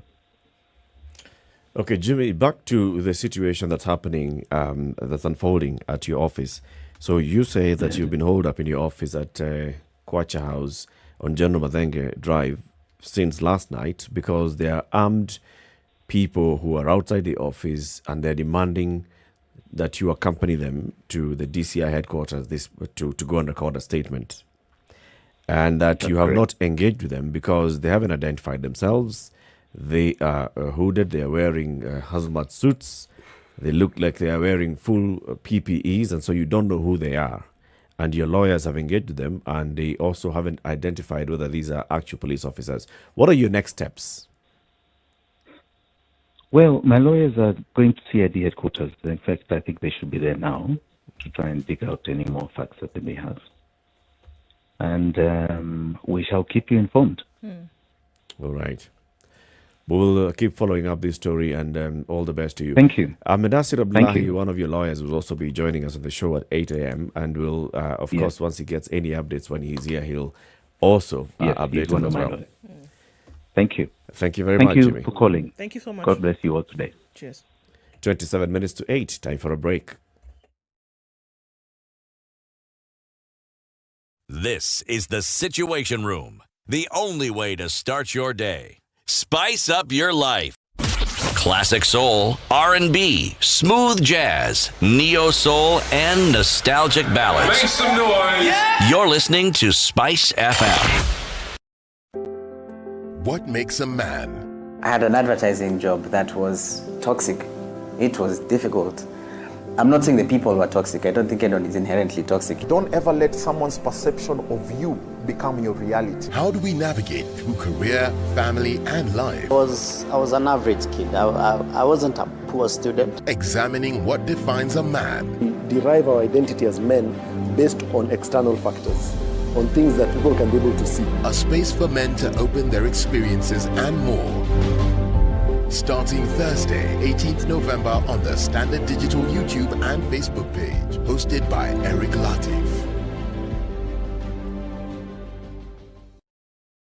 Digital technology is an integral part of any successful business. And staying up to date with the latest in digital technology is key to giving your business a competitive edge. On Saturday, 29th January, I, Olivia Otieno, is taking 00 Direct live and on location for the Digital Technology for Women in Business, a free must-attend forum for women business owners seeking to grow their businesses within the digital space. To attend, simply visit www.spicefm.co.ke to register at no cost. Digital Technology for Women in Business in partnership with Visa. She's next. Empower her.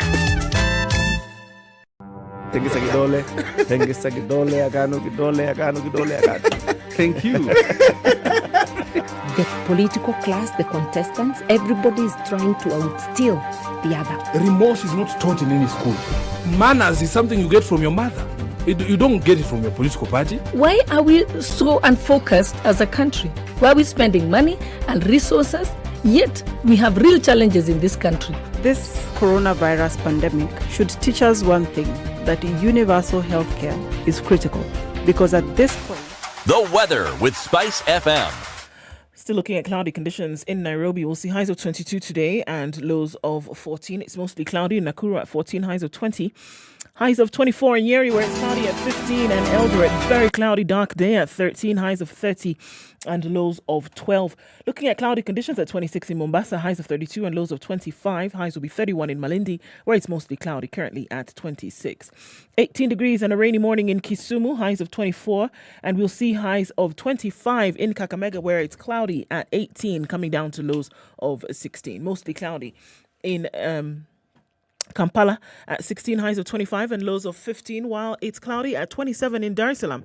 It'll go to highs of 32 and lows of 25. Joburg, cloudy at 15, highs of 23 and lows of 15, and we're looking at mostly clear conditions in Lagos this morning at 25. That'll be today's low, going to highs of 32. It's cloudy at 23 in Kinshasa. That'll be the low, going to highs of 30.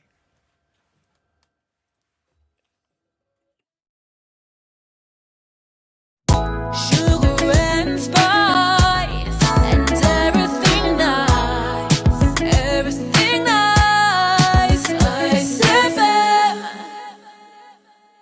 All right, what are we looking at half past the hour? A lot of traffic that has built up within the city. We're coming in from the Thika Superhighway, coming in from Gong Road, Mombasa Road. Everywhere you look, industrial area, Jogger Road, and coming in as well from Westlands. A lot of traffic all coming together in the city, and we're looking at the Thika Superhighway, hot and heavy, folks. Much more than it has been the last couple of days. Kiambu Road in and outbound traffic is crazy as it is on Limuru Road in and outbound. Juja Road continues that madness that we see this morning, as well as Kangunda Road today, quite heavy today. It looks like today is the day when folks have gotten up. Please be extremely careful as you traverse the roads this morning. Let us know what you see in your neck of the woods. Hopefully we can keep things to a dull roar. Talk to us on SpiceFM KE on Twitter. Text 40127.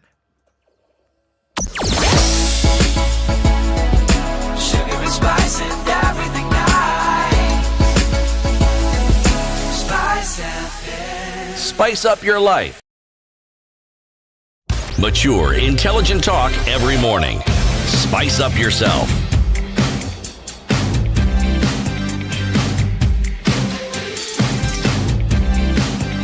Mornings done right. 94.4 Spice FM, Nairobi. 8, Kenya's biggest conversation continues. From that conversation with Jimmy Wanjigi City, I mean, it's as bizarre as you can think of. The raid at the Standard Group many years back is what, comes close to this in terms of police officers or people who say that they have the power of the state coming to a premise and they are completely camouflaged. You don't know who they are. I mean, they have hidden their identities completely, and they claim that they are police officers. Why would this be happening today? I mean, why? To what end? Police officers go to a place, they say we are police officers, and they identify themselves, and you can see their faces. The only time we see this is in anti-terror operations. Yes, the constant in this is the lack of clarity and uncertainty. That is one and the other clarity is this. We have a political situation that unfortunately, historically, anecdotally, and with examples you can follow and say we've seen such things happening in the past. And we've seen them happening when we are in certain situations or certain different circumstances. And where it may lend credit is that usually there will be an individual targeted, or there will be some individuals targeted. But in this one, what's puzzling, targeted for what purpose specifically? Because if it is utterances, goodness gracious me, people say the craziest thing in this country. And the best thing that happens is a lot of noise is made, and you have a situation where the ethics don't come into this one. It's the NCIC come in, and they come into the investigators, and people are asked to go and write statements. They may be in custody for a day or two, and then they are set free on some bond or the other, awaiting a court case. Okay? So if it's utterances that are made by an individual, and they point to a certain individual, if they are inclined towards hate speech, that is the path they would take. But if it is someone saying what they think is their truth, yes, in the past we've had situations where you utter something that is considered to be against the thinking of the government of the day, you would see such a thing. But that hasn't happened in a while. What we've seen is when there are demonstrations, we've seen tear gas being lobbied, people being chased around. We've seen that. But ever since we saw the swearing in of the former Prime Minister as the people's president, people get arrested, but you cannot say that anyone has received the sort of attention that Jimmy Wanjigi is receiving. Not really. Well, since Miguna's raid at his Runda home, you haven't seen something like this. You know, Miguna's position is slightly different. And I'm going to explain why it is different. See, it was at the heart of a very, very bitter disagreement between the ODM and the government. Very bitter. So certain individuals were being targeted. Now, Miguna didn't only just write about his thoughts. Miguna also spoke about his thoughts. And they were completely unfiltered. And he would target the government directly and say exactly what he thought directly. Jimmy Wanjigi has not been attacking the government. Jimmy Wanjigi has been talking about his party leader. Jimmy Wanjigi has pointed out to a couple of things. But his conversation is not as incendiary as that of Miguna. It isn't. There's not a conversation that you watch or listen to and you cringe. There's nothing that I've seen that Jimmy Wanjigi has been saying that, thought, Miguna, you go, hey! Even if you think what he's saying is that, you say, wait, did you need to say it that way? You see? And you see, Miguna is very democratic about it. When he was vying for the governorship of Nairobi, who did he not insult? I mean, insult, not speak negatively against, just outrightly insult. I've got to say the situation just looks a bit strange to me. Because, I mean, the police, whether you're looking at DCI or whomever, call them what you may, but for that you would hope that in many situations, like if there was an arrest that was being made, an arrest is being made. Even if you're being summoned, a summons is given. But for it to be, I mean, now we're looking at over 12 hours from what we are being, almost 12 hours now from what we're being told. Why not come out and make your claim? But that's what I'm saying. We've seen them use other means, forcing their way in and so forth. Very many times. Yes, that's why I'm saying this situation is puzzling. It's very puzzling. And then why hide yourselves as police? But also, as Jimmy himself said, Jimmy is a non-Kenyan. He is not someone people do not know. Okay? So, again, the rule book is different. When somebody is that known, you are not handled the same as every other person. You try that stunt and see what will happen to you. Try it. Well, they tried it. They broke into his home. They did. They broke heavy doors. Again, Eric, the time and the season. So they learned something. They realized, kumbe kuna kitu inaitwa CCTV. Yes, exactly. Not only CCTV. Do you remember the crowd that came to Jimmy's residence? Yes. Did you see just the number of bodies that were there? Suddenly, it stopped being the stealth, whatever. And remember, it was now not Jimmy. It was ODM under attack. And ODM came with their troops. So suddenly, the police had to pause and take a step backwards. Because the situation then changed. It wasn't, we'll surprise this person, we'll arrest them. No. And again, remember the time, it was after a really bitter election. Remember? Remember that? Yep. Okay. So now we say that is supposedly behind us. But again, this Hydra, one head was cut, it grew others. And the key head here seems to be the handshake. Yeah. Now, Jimmy seems to have joined the bandwagon of the DP. Because the DP has complained about this handshake more than anybody else. And from the DP's utterances, he considers his president his traitor. Because everything the DP talks about, when he talks about things not being done, he will go around in circles and go back to the handshake. Well, this is handshake. So now the handshake has come in again into the conversation. We asked him several times whether he's sure that these are police officers. He's Right. not sure. But experience has shown me. I mean, when I see these kind of incidences and they say they're police officers, experience has shown me that they have been police officers before.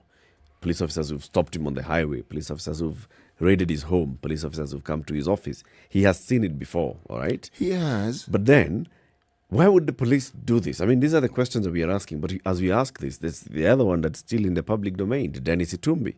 Yes. Picked up by unknown people, dumped somewhere in a couple of hours by the same unknown people with injuries, he says, left naked. Okay? And you question, so what exactly is happening?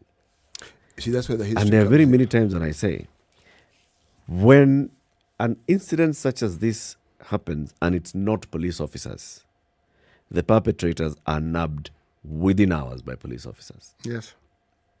Has anybody been nabbed?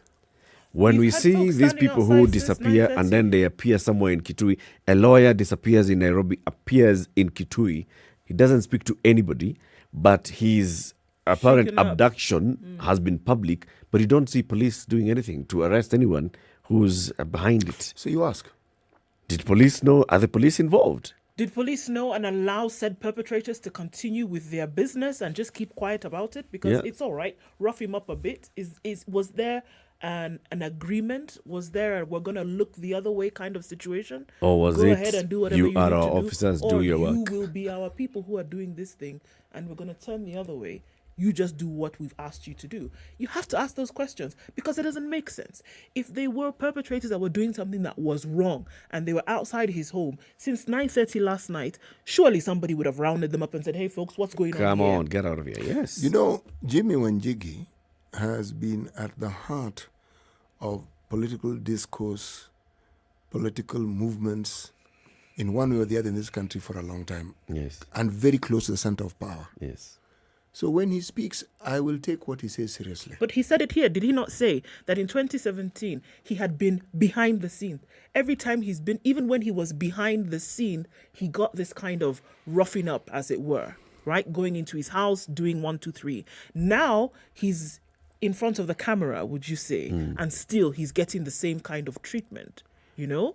So like you say, very close to power, very close in terms of the operations and support of would-be power, but Yeah, he's no. still getting... In 2017, he was supporting someone who was anti-government. Now, this way... And somebody who wanted to be in a position of power. That's why I said would-be Yes. power. This Yeah. is where now our history comes into play. You almost feel that there are units within our security apparatus whose job is to just harass people who seem to think they're cleverer than the government. There are many governments around the world who have units Oh, just no. for that purpose. No. Government, all governments around the world. This one, no government gets excused. Everybody has their little unit that's There- meant for just this purpose. There are those who are more overt or some more covert. It doesn't matter, but they have them. Now, the extremities are the ones we talk about, where people disappear in large numbers, and when they say disappear, it means gone. You're never going to be found again. Okay. And even those who are those who reappear will never utter a word about their experience ever again. Do you remember there was a period where you would hear of somebody, broad daylight, some car comes, picked up, they're driven away, and that's it. Yep. You will ask questions, families will That's cry. it. That's for it. years. You will It's not never to hear. remember a time. It still goes on. It still goes on. We have people There who are are very many leading cases in demonstrations court 2 now weeks ago. where people are demanding they're keen to be produced in court. Yes. Remember the 4 young men in Kitengela? Yep. Yes. The demonstrations by the Haki Initiative just 2 weeks ago who are saying, you know what? We have If many these cases folks- of disappeared folks. Yeah, they've disappeared. If they are guilty of something, bring them out in the public, charge them in court, we'll accept it. But that we do not know where they are, we do not know the reasons for why they have been taken. The problem with that sort of stealthy system is that it is subject to a lot of abuse. Okay? Yeah. If Mr. Wanjigi says that he believes these people to be police, I will believe him. Yeah, but If they're not police officers, CT, then police should be there just rounding to them make up. sure that you embarrass the man for trying to play games and milk public, The DCI would have been on the DCI would have been there. In numbers. to In arrest numbers. said people who are To supposed to be show those harassing people him. and then remove the PPs and say, so are and you? so, we know Yes. you, we know you, we know you, you work for Jimmy. Yeah, that's what I'm saying. This was a it's Jimmy very Wanjigi odd orchestrated publicity situation. stunt. Yes. But police have not done that. They've Up not to gone. now, police have not gone to What have we Kwacha been House. told? A vehicle from Parklands police station went there and left. But also Doesn't make sense. significantly, having bantered back and forth about this, why on earth would somebody who is actually known, Jimmy Wanjigi is known. For the longest time, the name was known more than the person. Most people didn't even know what Jimmy Wanjigi looked like. Yeah. Right. He was like the Loch Ness monster. Yes, but the name was heard. Mm. Now, why would he come up if we were to delve into the realm of conspiracy theory? Why would he come up and say these things? I mean, why now again? Why during this period? Jimmy did not become a resident of Kenya yesterday. So, Neither is this quote unquote harassment virgin territory for him. no, You know? it isn't. So as you say it now, your mind wants to play around and you say, I don't know that he would be that careless to make up something like this, especially when you know that scenario that you've just described can play out. That DCI, other police would come out and say, hold on a minute, if this is being made up, we would have rounded these folks up a long time ago. Still has not happened. You know, back to factory settings, there's a lot that I do not understand. Yeah, it's... Whatever is happening here and what it's supposed to achieve, I honestly There's do a not lot you just don't understand. understand. Something Yes. fishy. Also, just the fact that you've gone there and spent so many hours, it's also calculated to mean something, to Yes, it send a does. certain A message. message, yeah. That And we what, can what keep would that you... message be? We that are we can actually keep not you quiet. the target. Yeah. We can keep you quiet. We can keep you locked up. There's something rotten in the state of Denmark. We are not the target market for whatever message is being sent here. That's not us. No. But unfortunately, these are officers who could be doing something else that are now tied up here. Do you know As we look at that and we're looking at a photo of the kids in Kimwarel Secondary School Lying under the desk. lying under the tables in a dining hall because they're hearing gunshots outside their school. You know what I am fearing, Eric, is that this is how, in 1992, what later became known as tribal clashes began. Remember, a period just prior to that, we had started off with people being rounded up because they were being called Mwakenya. Remember? And it just kept building up. If the state did not particularly like you, and you are found with a book of Karl Marx. By the way, it was required reading material for certain courses in the university, just so that you understand. So literally everybody... So you had to have the book. Literally everybody had... Man, people burnt books. Sincerely. You had made the mistake of buying these jungle fatigues that you used to buy at Kikomba. You burnt them. Because if they were found in your presence, Haki, you're going in. That's it. Individuals were arrested, taken to that infamous Nyayo house, and you were given a file. And that file had documentation of you and a conversation you're having in a public place in detail. You're even told who you visited on this evening, who you went to talk to on this particular... People who came from that... No one touched you. People who came and were shown that file came back and they had a Damascus moment. They kept quiet completely thereafter. I spoke to one such person and asked them, and he told me, I tried to think where these people were when I was having this conversation. Having all these conversations. I couldn't. It was a public place. I tried to think of where they might have been when I went to visit so and so and so. I couldn't. So I came to one conclusion. They can kill me when they want. So that's the message, basically. So he said, We know your every movement, at every time. So this friend of mine went underground, got a quiet job, found a way of moving out of the country. Wow. Has lived outside the country for well over 30 years.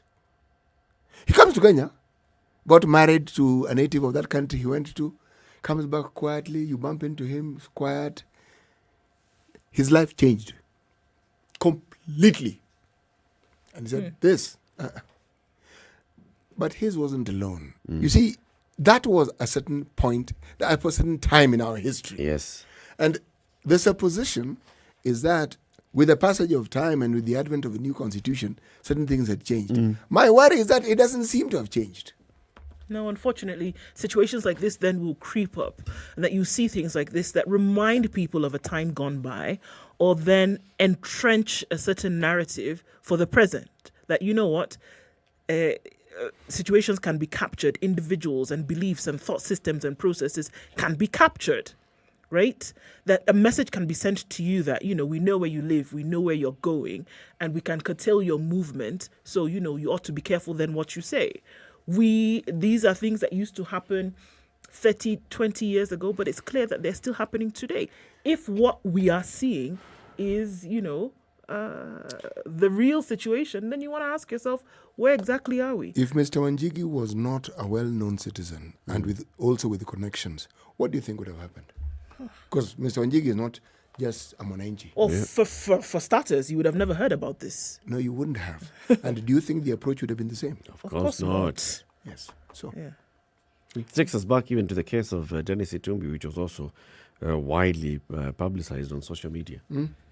Picked up just one afternoon, and within a few hours, you reappear and you seem to be badly injured. Again, the counter narrative on social media is that, come on, Itumbi, you've gone too far. You are over dramatizing this. I mean, it's the narrative here is pointing towards the police. If it wasn't the police, by now, they'd have invited Itumbi come and record a statement. They'd have gone ahead and said, we do not know what happened and we are finding out. We're investigating. We'd be seeing some action. Yes, we would. The latest we've seen is the office of the IG of police yesterday saying, we are still waiting for Itumbi to come and record a statement. It follows known patterns. Yes. When the security forces have been named and mentioned, it follows. And as this is happening, there's all these cases of insecurity. So there are people who are facing insecurity. They're feeling persecuted by security agents. And there are those who are feeling neglected by security agents. Kerio Valley residents are up in arms. They've even petitioned the UN Secretary General saying, we feel neglected. This is a story here. We've just looked at the school in Kerio Valley. Another one, police in Lodwar, Turkana are looking for armed gangsters who've been terrorizing residents in the past 3 months. These are residents of Kanam Kemer. They cried escalating insecurity in the area, and they're blaming it on lapse on the part of security personnel in the region. A resident says attacks by suspected gangsters in his neighborhood has increased. These criminals are giving us sleepless nights. They attack residents with crude weapons, break into shops. We are now asking the police to beef up security. Insecurity, here, there, insecurity. You don't even know whether now this is cattle raids, whether it's persecution of people. Cross over to Lamu. Lamu people are staying in different places. They don't know when to go back home. You know the question I'm asking, Eric, why I went back to 1992. Is this a systematic spread of terror that we are seeing? I'm asking it deliberately because when we hear of those far-flung areas, you say, oh, this normally happens. Not really. It happens, it comes to a halt. We have times of peace, but this one has been continuous. Then now, a public figure, a known citizen, is at the heart of it. What is this thing that Jimmy has done or said that other people have not said and done, and they're just walking free and going about their lives? Yeah. What is it? Or what is it he knows? No, what he knows for sure is plenty. This man has been, if we're to believe all the reports we read about or we hear about, he has been close to power for many decades, not a decade, many decades. So, a man like this knows a great deal. But and he's not the only one. Of course he isn't. There are others. unless he's being used as a spectacle of example. I'm going to bring it down to one thing. Who is it who has it for this man? Right. Because it isn't a question of who is it that every once in a while decides, please. Let's ruffle some stuff up and down. Go and harass that fellow a little bit. Who is it? I'm a bit bored. Yes. Who is it who has it for this guy? Because clearly, somebody who has power and authority doesn't like this gentleman and is determined. Also teach him a lesson. Yeah, yes. I need to remind you. The perennial Kenyan question, who do you think you are? I need to remind you who holds the Keep reins. it here for more conversations. Coming up in the next hour, we have Senior Counsel Nasir Abdullahi and Central Banker Mohammed Walia. Good morning. It's 8 a.m.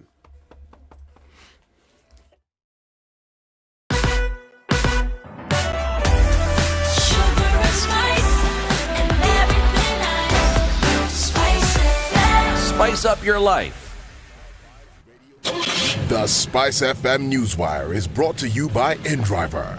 Choose your preferred driver, mode of transport, and negotiate your fare to your destination for a safe, comfortable, and affordable trip only with InDriver. The latest news from around the world. 94.4 Spice FM. This is Newswire. I'm Dennis Aseto. Several complaints have been raised over the BBI case in the Supreme Court sessions today. In the instructions given by Chief Justice Martha Koome, the complainants and defendants have 45 minutes, which will be used only by the main representatives on both sides. However, State Attorney Ken Ogato and IEBC lawyer Professor Githu Muigai have complained that the time is not enough.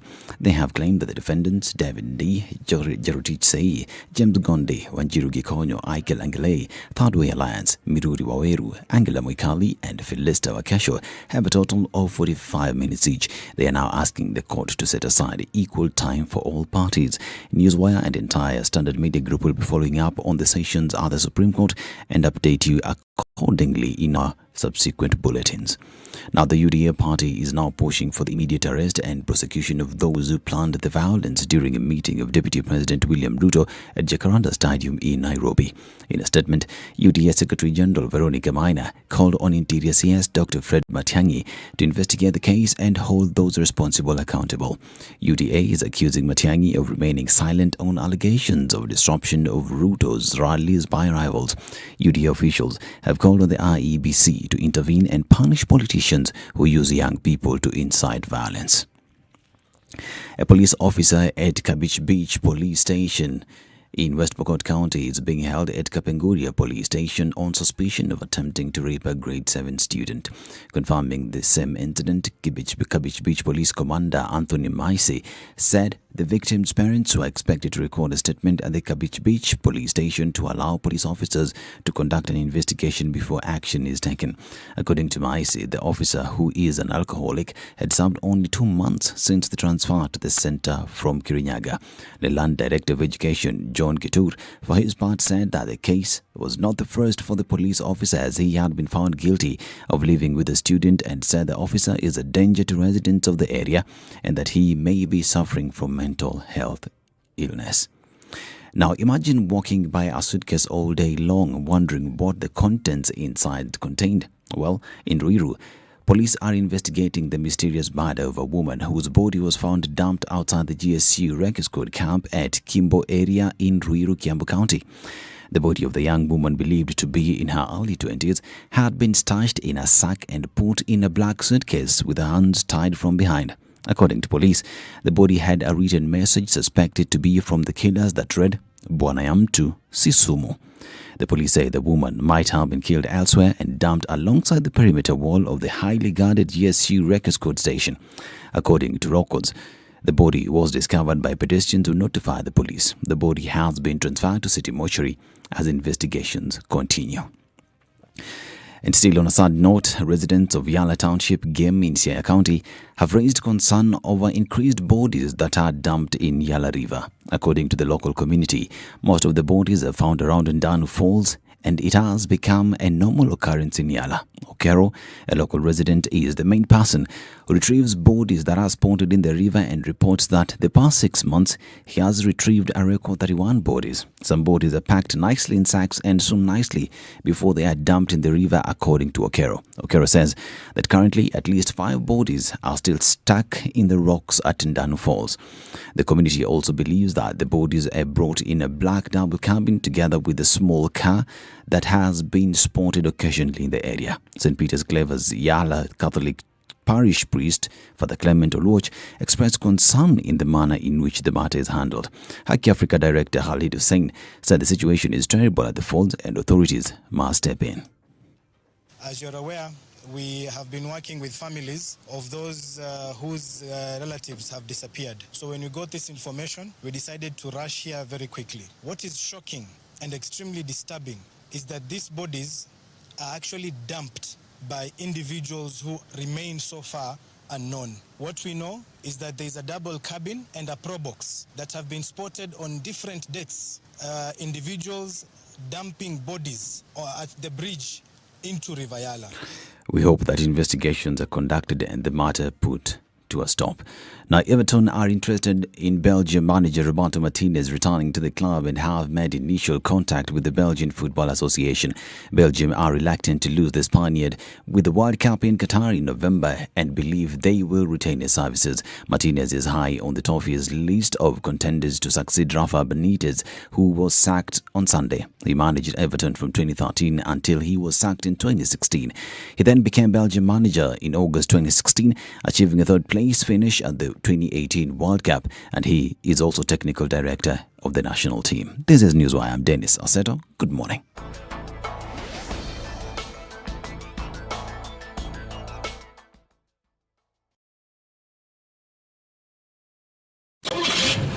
The SpiceFM Newswire is brought to you by InDriver. Download the InDriver app from the App Store or Google Play Store to enjoy a safe, comfortable, and affordable ride around Nairobi.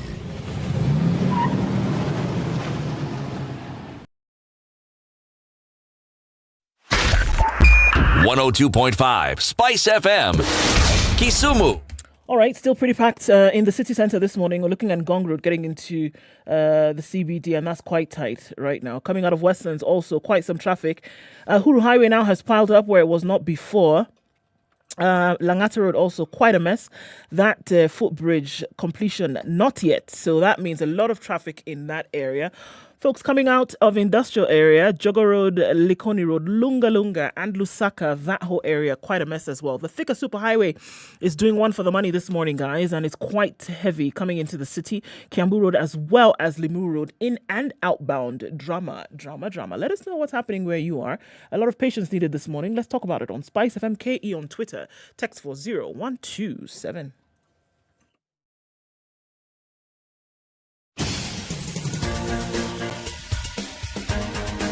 This is The Situation Room, the home of hard-hitting political commentary and penetrating insights about the state of the nation. This is a talk radio experience like no other. The Situation Room, a place for hard truths, debates, and elevated conversations. The Situation Room, witty, political, engaging, deep, controversial. In the room, we have C.T. Muga, researcher, academic, seasoned political observer, a fountain of wisdom in these politically uncertain times. Ndu Okoh, Nigerian by birth, Kenyan by choice, communications expert, Pan-Africanist, a truth seeker and believer in people power, and Eric Latiff, agent provocateur, the man in the chair, seasoned journalist, news hound, a man who believes in punching up, not down.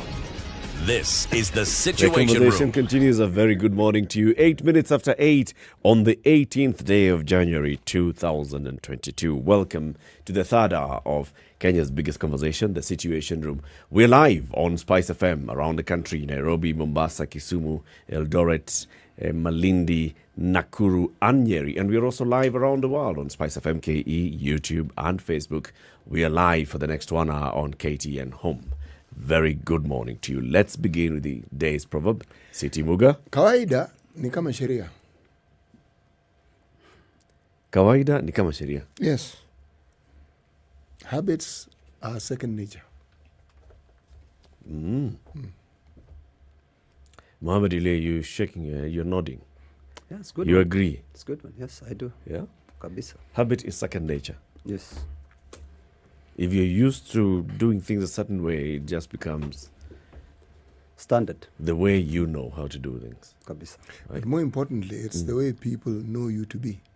Yes. Yes. You see, when the things we utter, the things that people see of us, yes, they never go beyond that to ask, okay, fine, I've heard that, but what sort of person is this? Now, that to them, ndio kawaida.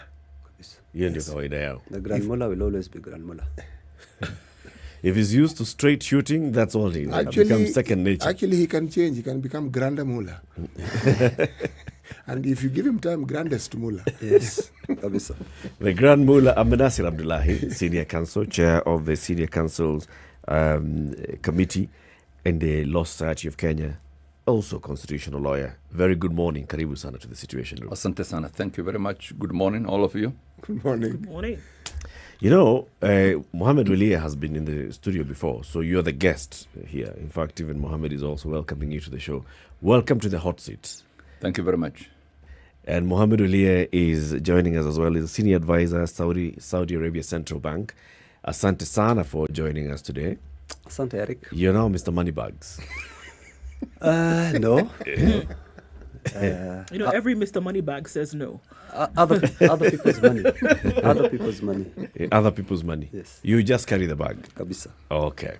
We're here to talk about, the politics and the lie of the land, what's been happening in the political front. You two are very, very active on social media, particularly on Twitter, and you occasionally banter one another. Those who follow you will see, obviously, whenever Amenasir Abdullahi tweets, he's going to tag Mohammed Walia. When Mohammed Walia tweets, he's going to tag Amenasir Abdullahi. Are you opposing one another politically somewhere on some seats that you're about to announce? No. I don't. I think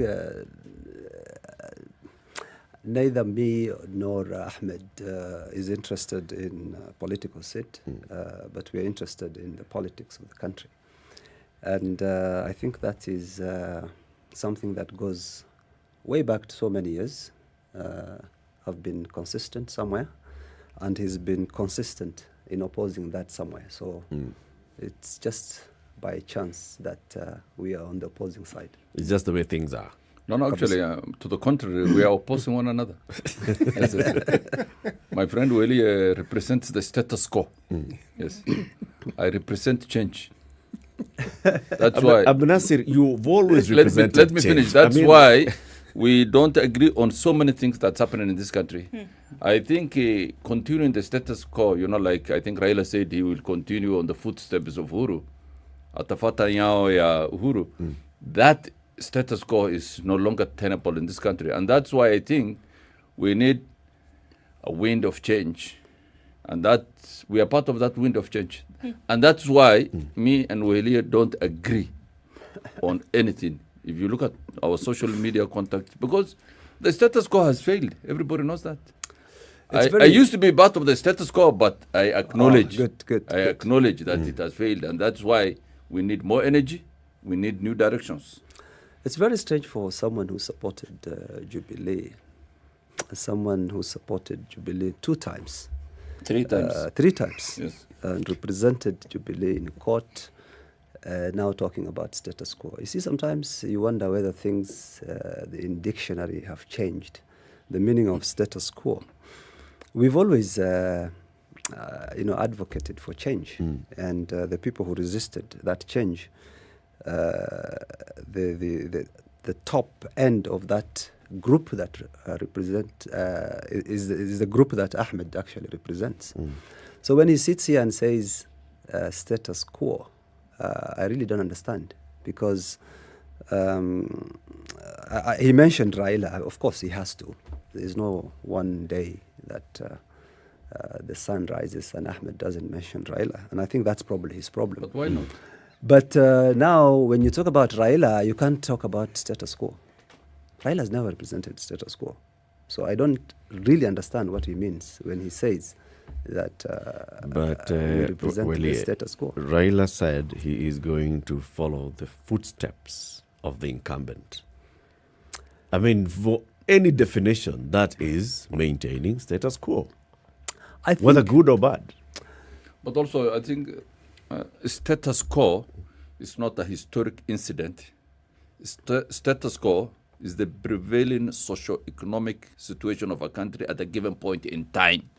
So the status quo of Kenya is a certain political dynamics. And Raila says that he will maintain that status quo. We are not talking about, someone being a rebel, someone being a troublesome political actor in the past. What we are talking about is the current political dynamic, the current political matrix. If you say you are maintaining, you are for the status quo. And I don't think there's a debate on that, surely. Why are we debating it? Let me contextualize it.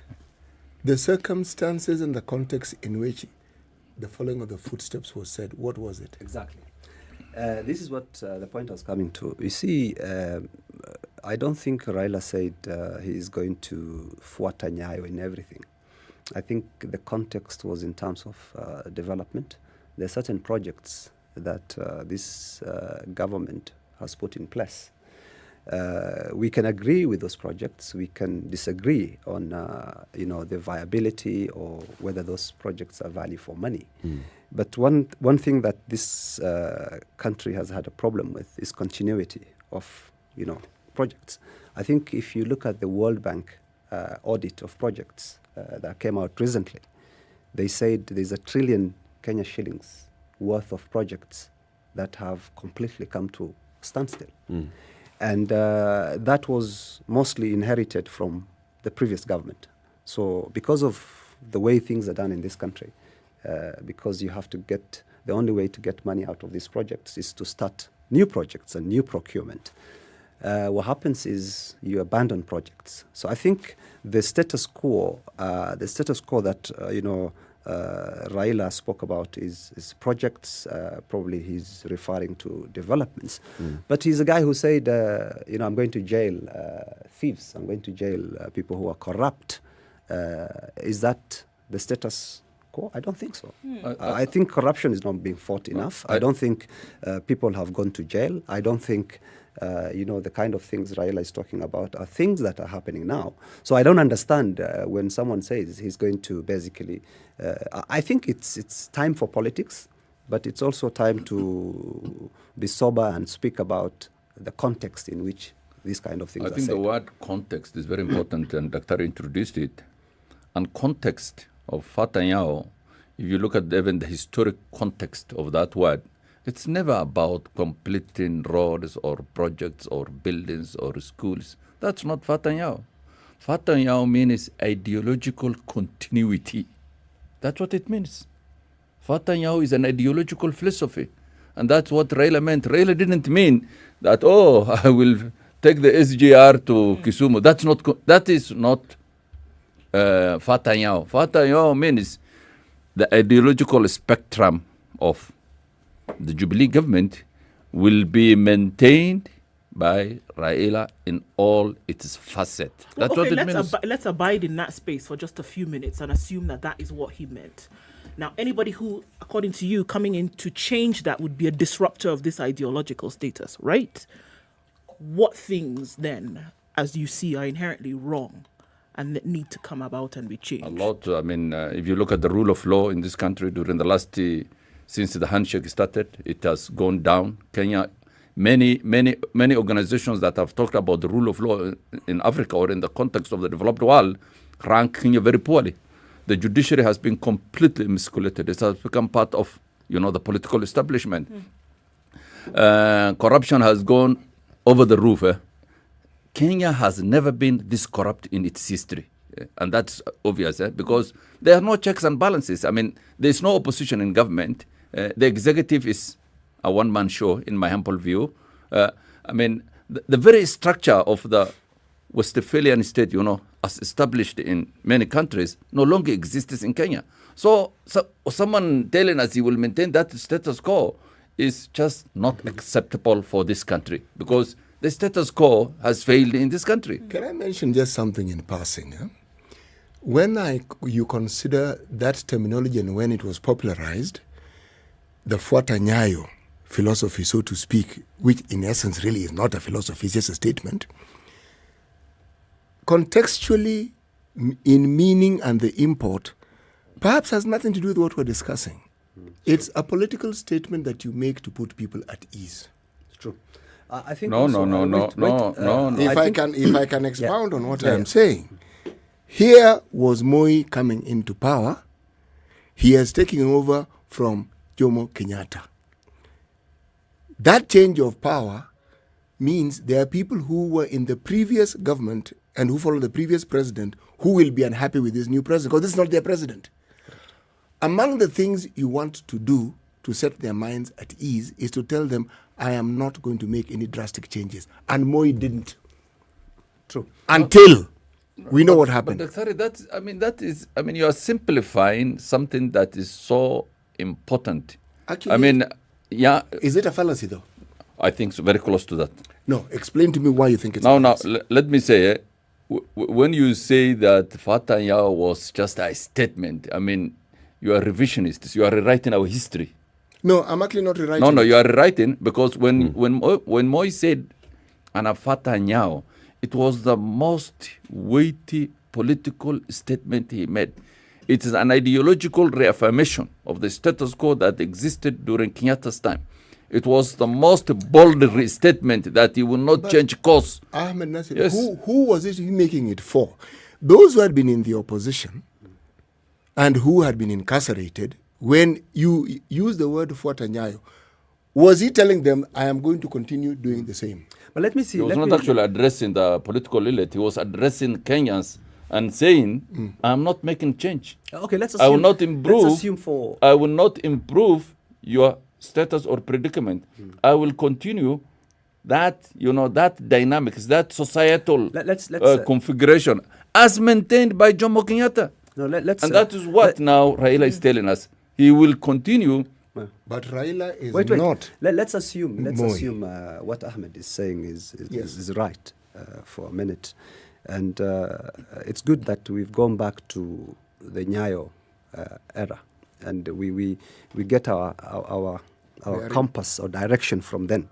Now, if you look at that history, then you have Nyayo trying to hand over power to His Excellency the President, which he did not succeed. Then that was broken for a 10-year period during Kibaki.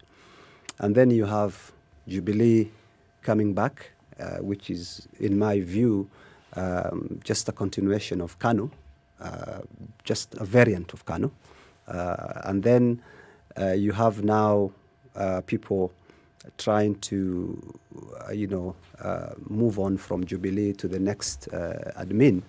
Now, if you look at the history of the people who are now wanting to come to power, I don't see how anybody can, sit down somewhere and say Raila represents, the status quo.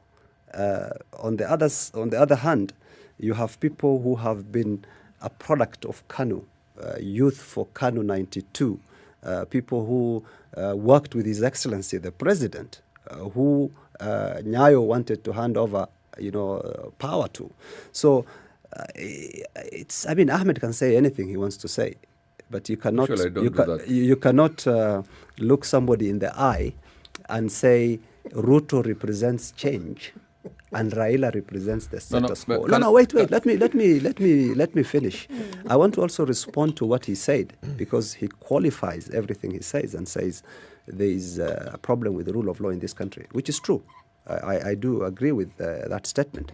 Then he goes on to say that since the handshake, the foundations of those problems that we experience now, the rule of law issues we have, it all started in the first term of Jubilee. The securities bill, it was, the first 5 years of Jubilee, you might say you want opposition on the other side, which a lot of Kenyans always cry for, because they want Raila to oppose things and ODM to be on the other side. But despite that, despite having a strong opposition, we all know what happened, how things were done, how laws were forced on, us. We could see a speaker sit somewhere and say, as many as those who agree say aye and say nay, and ayes have it. When we all hear it's no. So this issue of saying every problem we have in this country started after the handshake is in fertile imagination in the minds of Ahmed Nasir and co. Can I make two corrections? I think I have said it, and I don't know why my good friend is not getting it. Status quo is not a historic incident. Status quo is the current situation of a country. So when we talk of the status quo, we are not talking about the history of Raila or any other politician. Status quo means today, someone who will maintain today for tomorrow. No, it's with reference to the past. Yes. There can be no status quo if there's no past. No. The status quo is today. Okay. That's, check the English word. You can define status it for yourself. quo means today. Okay. Today. Go ahead. Yes. Go ahead. If you want to talk about yesterday, it's history now. Okay. Yes. Now let me talk about the rule of law and why everything went downhill after the handshake. Kenya, like every country, has checks and balances. A parliamentary functioning, an executive functioning, a judiciary functioning, and civil society. The handshake brought that equilibrium to an end, in the sense that first the opposition joined the executive. Secondly, parliament became, emasculated completely, because people who used to run or play the role of the opposition play the role of government. So because there's no checks and balances, the traditional three arms of government completely disappeared. Because that three arms of government disappeared, the executive actually impressed everybody. There was no checks on it. It could do anything. That is why the rule of law went downhill after the handshake. But I've just proven to you. Yes. But I just want to counter that. Yeah. Look, the 2010 Constitution created independent institutions and arms of government. Yes. The legislature is independent of the executive. So politically it has some link, but it has independence. So whether the two sides of the aisle come together in the legislature, they should still be able to perform their function properly. We have seen this before, even before the Constitution. During the National Accord of the 2007 to 2013, there was no opposition per se. Did we have a breakdown in the rule of law? We didn't. What you address is there is what is called the empirical and the juridical. The juridical means what is written in the law, the statute, that parliament is like this, it's independent, Yes. That we have no problem. It's in the Constitution. That is the juridical now. The law, the empirical means now the reality. What is the reality in Kenya today?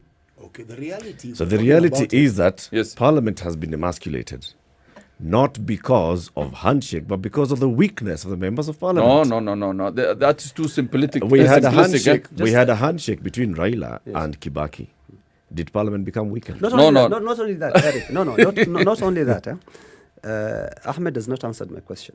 I gave him evidence that whatever that is happening now, since the handshake, was happening even before, in the first term. We had the security laws, we had court orders being disobeyed, we had all those issues. So what I'm just basically telling him is, irrespective of which side Raila was, whether it's in the opposition, opposing in parliament, and his MPs fighting in parliament or not, the Jubilee government did whatever it wanted to do. So saying that things are happening now because Raila is basically, in a handshake agreement in government is just to be, it's a deception. So you're saying Raila is inconsequential either way? It doesn't matter. Whether he's in government, he's in opposition, Raila has no consequence. Had the numbers, they bulldozed everything. They gave us the security laws in the first term. They did whatever they wanted to do. Murkomen and Duale were majority leaders. They could pass any, appointment they wanted in parliament, and in fact they take pride in that.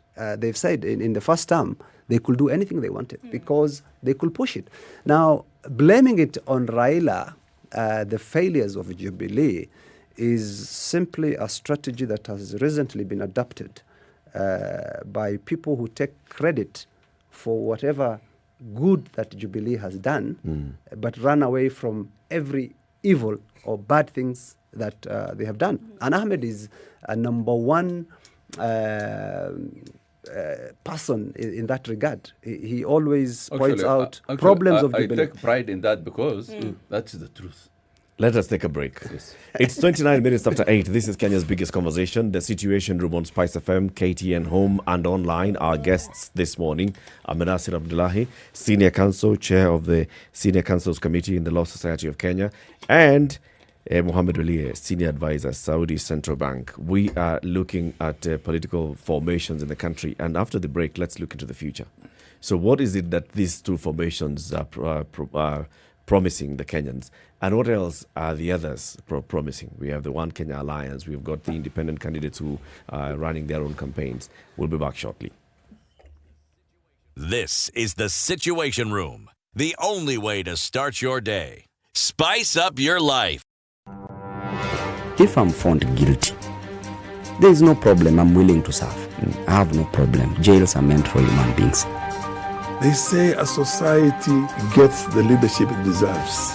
If you have a corrupt, crooked and rotten society like we have in Kenya, then of course they will get that kind of a leadership. I think the president should dissolve parliament. That's the best solution at this moment in time. Dissolve parliament. All of you go home. Yes, we all go home. How are we encouraging other people who might have new and creative ideas? Young people who are making money without any government help. They are just buying their own bundles. They are going on TikTok and making money. KRA is coming after them. I've been in parliament for 15 years. We have been unable to pass the gender law. And yet no presidential candidate is talking about it now. Because we are fake.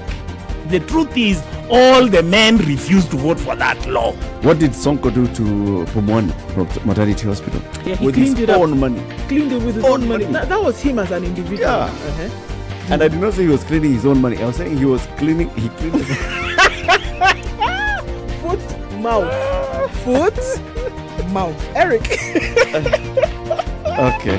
The Situation Room, Kenya's biggest conversation.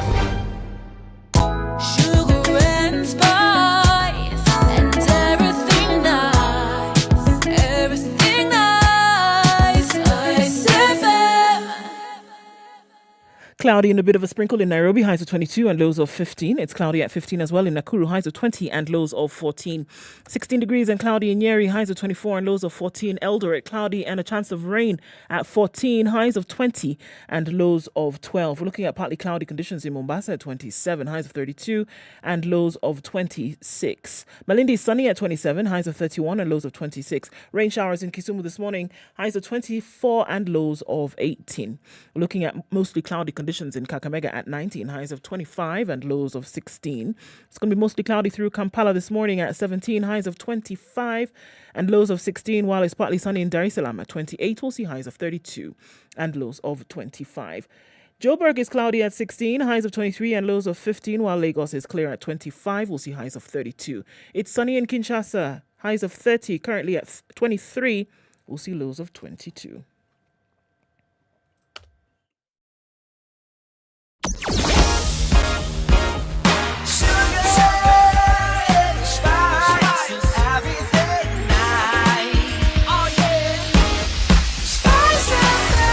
Spice up your life. Just past the Nyeri Stadium roundabout, there's an absolute mess on Uhuru Highway, and that goes all the way well into Westlands. We're looking at in- and outbound traffic from Westlands. The Red Hill Link Road take you further out of the city, but you will not have to be stuck in traffic. Gong Road also quite busy. Rilo Dinga Way. Not the way this morning because it's quite packed. We're going to keep seeing some traffic there for some time as it feeds onto Gong Road. Jogga Road this morning is also packed going towards Landis and out towards the Kamkunji roundabout. Into the CBD, quite a lot of traffic. Juja Road is crazy as it is on the Thika Superhighway. Don't even look. My goodness. Kiambu Road looking a little bit better, but in and outbound traffic on Limuru Road is an absolute headache this morning. So, patience up, guys. Let's see what happens. Talk to us about what you see in your neck of the woods. SpiceFM KE on Twitter. Text 40127.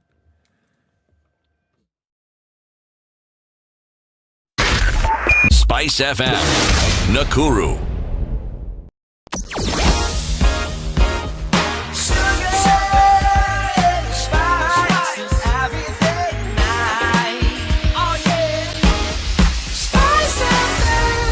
up your life. Mature, intelligent talk every morning. Spice up yourself.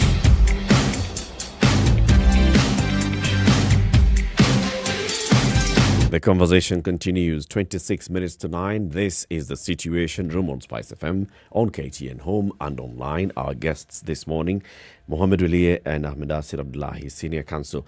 We are talking about the political formations in the country. Mohammed Waliye is right there at the center of the supporters of the Azimio la Umoja political campaign. Senior Counsel Ahmed Asir is right there, front and center, in support of the UDA candidate, Deputy President William Ruto. That is a very serious statement. There you go. I have listen, Eric. I have never declared that I support the Deputy President. I have not made up my mind. That is a fact. Have you made up your mind that you do not support the Azimio la Umoja campaign? Yes, that I have made up my mind. So what's the difference? So you know who will not be president, but you do not know who will be president. Yes. I have made up my mind not to support Azimio. No, this is. But I have not, and I want this to be on record. And I've said many times, I don't know why people pigeonhole me. Places I've not decided for myself. Right. I have not so far declared my support for the Deputy President. It's possible. I may not, but that is my decision to make. So far, are you impressed by what the Deputy President is presenting? Yes, I'm impressed. I'm intrigued. And by the same token, you are definitely not intrigued by what Azimio is presenting. No, absolutely, because I don't like funny things. Okay. You've not been shy. You've not been shy about saying that clearly, Azimio, you're not supporting what it is that they have to say. But then that leaves a vacuum if you don't fill it up and say, "I'm not supporting this, but this is actually what I am." Doesn't exist. No, guys. No, I agree with you. I agree with you. No, there's a vacuum. But it's for me to feel at the right time. Okay. I actually think you filled it. Let you not be... But I think it's not fair for people to feel for me. No. Let you not be fooled by the semantics. Ahmed supports UDA. Ahmed supports the Deputy President. Ahmed supports what they stand for. I mean, over the last few days, I think things probably are... the reality is dawning on him, maybe. Maybe he's trying to look for an exit strategy, or maybe he's trying to come to his senses. I don't know. But this issue of him saying, I don't support this, from his tweets, from what he stands for, there are two groups here now. I mean, there are other groups also, but the choice is very clear for Kenyans. And if you don't support one side, and every day you castigate the side that opposes UDA and the Deputy President, then there's no way you can just come and say and tell us. Kenyans are not fools. Ahmed has 1-point-something million followers on Twitter, and it will be lack of respect on his side for his followers for him to write all he writes every day and then come and say, I don't support. So I think it's up to him. I mean, it's his choice. But sometimes it's not about what you have inside or what you feel, but it's what you portray, what you show. Ahmed has no room for Raila and Azimio. Ahmed has a lot of sympathy for UDA. Have you ever seen him say anything bad about UDA? He says he's intrigued. President? No. But have you seen him? Have you seen me? Can you even show one tweet where I said UDA is the party? No. Show me one. You don't have to. I don't. You don't have to. Yeah. But if every day you say everything that is bad about Azimio and what they stand for and Raila. Civic education. No, wait. It's not civic education. And you don't say anything bad about the other side. Kenyans are not foolish. I mean, I think you should respect... you are the one who's also creating this to be a two-horse race when we know that there are other horses in the race. There's the One Kenya Alliance, which has not told us who their presidential candidate is going to be or whatever direction they're going to take. We also know there are other people who come out and said, I'd like to be president. And we keep mentioning on the show, Ruben Kigame is one of those people. Probably Waliye is looking at all those others. He knows clearly that, not Waliye, I mean Nasir, he knows clearly he does not agree with what has been presented so far by Azimio la Umoja and the Raila Odinga presidency, but he can see then what else am I looking at? No, but you see, it's first of all, I can't speak for him. He's here. He's sitting here. He represents He's already himself, spoken. and he's spoken. I mean, but we're only looking at what we see. You see, we hear him speak. We hear him tweet. As we see him tweet. So we have the right to make our own conclusions, just like he has the right to make his own conclusions. He has views about Azimio. He has views about Raila. Okay, I cannot change his views, but he cannot also change our views about what he represents. Ahmed represents or stands for exactly what UDA advocates. He's never said anything against him. You will never see Ahmed wake up in the morning and tweet and say, oh, Ruto said this, Ruto is wrong, Ruto has done this, UDA guys are this. But every morning you see him wake up and say, Raila. Actually, I've said so. I've said in terms of the UDA, No, when they had this Modawodo things, I tweeted, and I said Kenyans, Kalenjins especially, are entitled to elect people of their choice. I've said. You've said that, Yes. but Ahmed, when we look at the whole picture, we know where you stand. You might now be coming to your senses. You might have seen the reality. You might be trying to what pull reality? out. What You reality? You're trying to pull No, back. but what reality? But that at the end of the day, at the end of the day, if you ask my 14-year-old son, who follows you on Twitter, then he would say, You think the senior counsel is hedging No, his but bets? can I say one thing? Yes. What would you be looking for? What is actually, this as- reality is talking of that may make me change my mind? I mean, if you look at the current political reality of this country, I mean, any sensible person will run from Azimio. Yes, that's the reality. Okay, that's the reality. What is this reality? If we shoot from the hip here Yes. and just ask, clearly here, if you're running away from something, chances are you're running to something, Yes. towards something. Yes. And if we're saying here, because at the end of the day, if you're saying it's civic education, let's just go with that, for the purposes of this discussion. And if we're saying that we're trying to show one side to the other, whichever other that may be, if you're running away from something, then what are we running to? And you've talked about change. What change are we seeing? Who is bearing this change? Status quo, as you've said again, presently, who is bearing this change? And what is it? Yes, I mean, the whole idea about the election is that I agree with you. We are running from the status quo. We are running to a place we have not yet discovered. We are in pursuit of that discovery. That's why we have all these discussions. That's why we have all this discourse. Mr. Ahmed, Yes, would you call yourself a change agent? that has been my default mode all my life. Right. Yes. When Jubilee came into power, and even prior to that, you are a well-known Kenyan and who has been associated with influence and power. If you didn't know, I am telling you. yes. Okay, now, by your own admission, you have said that you were very close to the Jubilee government when they came into power. That's true. You were in the JSC. I mean, let me repeat, you are a man of influence. Kiasi. You are a, no, kabisa. You are a legal mind. With all the influence that you have had, your closeness to political power, your support of political power, what changes did you bring about within that Jubilee government that first came in, whose first order of business seemed to have been to muzzle the press, among other things? Oh my God! Were you in the country during that time? Actually, I was, believe it or not. Then how come you did not see the change that we brought? Actually, the You may need to remind him. No, but what change did you actually influence? Yes. It was Jubilee brought a seismic shift in everything when it came to power. I was in the JC that time. We changed the judiciary that like nobody's business.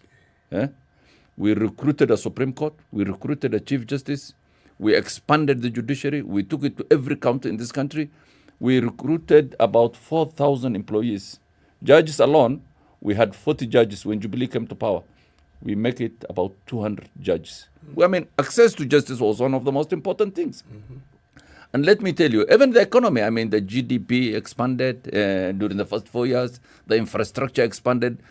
Jubilee put Jubilee put this country, and he's laughing in concurrence, not in opposition.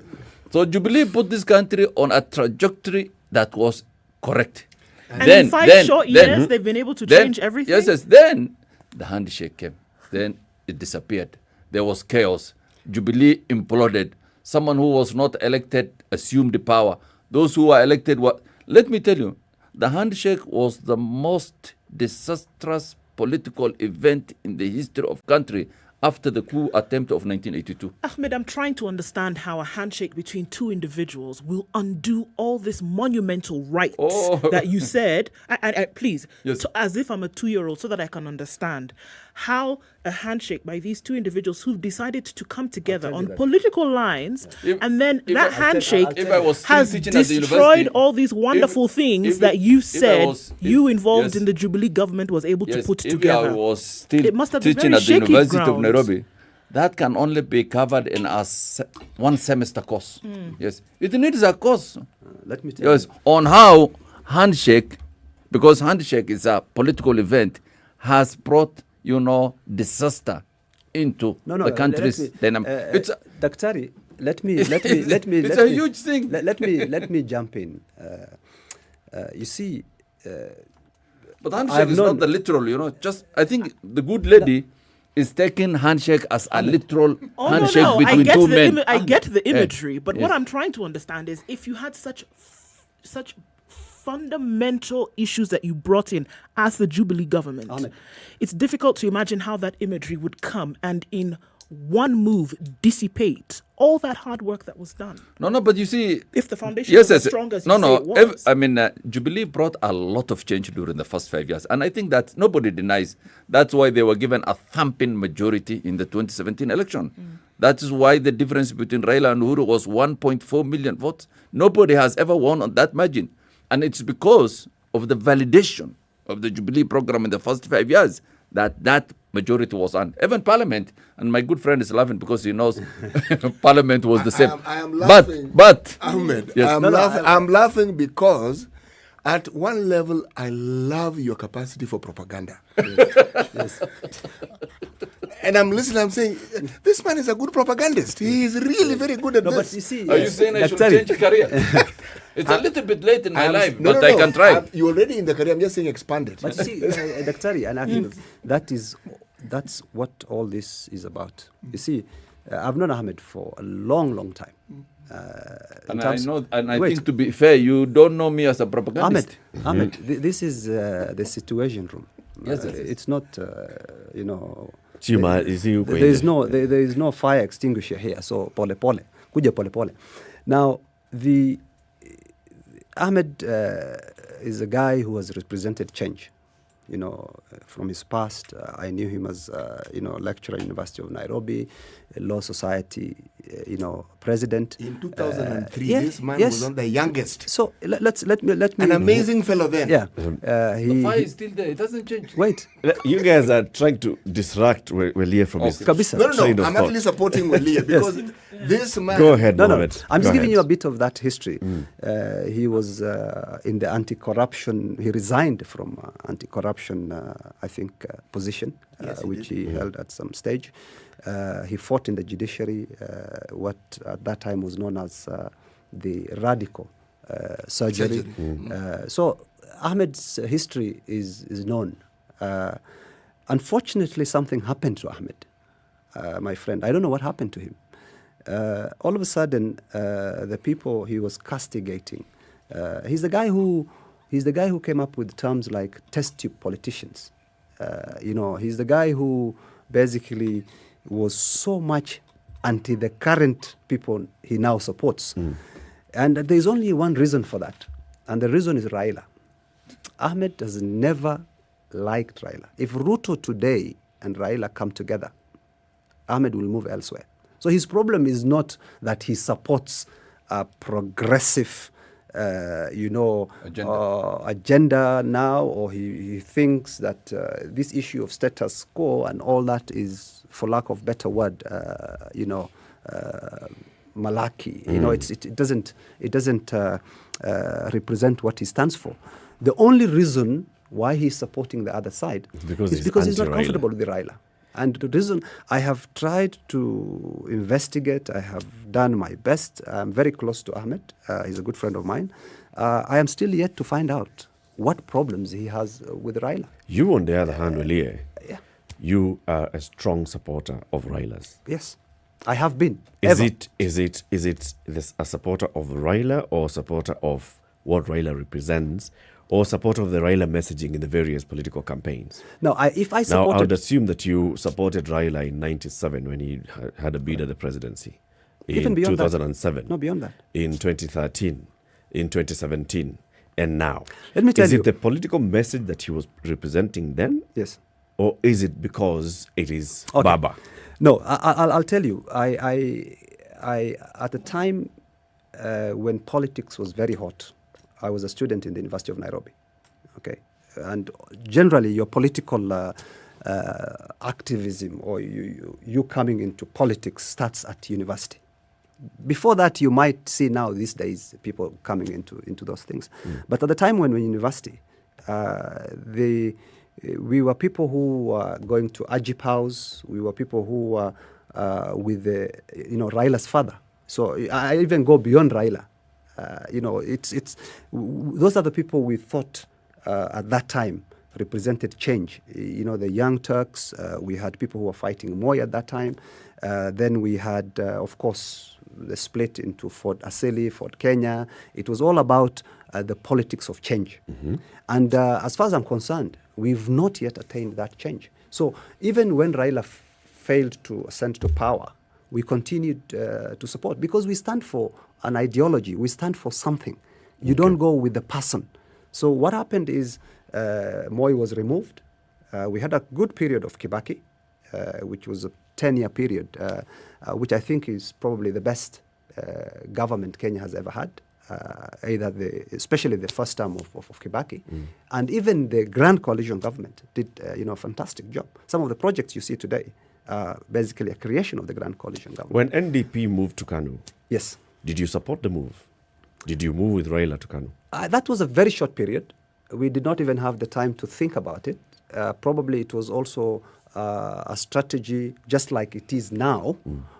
For Raila to try and see if he can change things, and it was not ideas being brought together and NDP and KANU coming together and going forward and building the country, and it wasn't that. It was just a short-term Can I strategy. a little bit? Because I think Gohelie is an exhibit of the tragedy that's Kenya. Yes.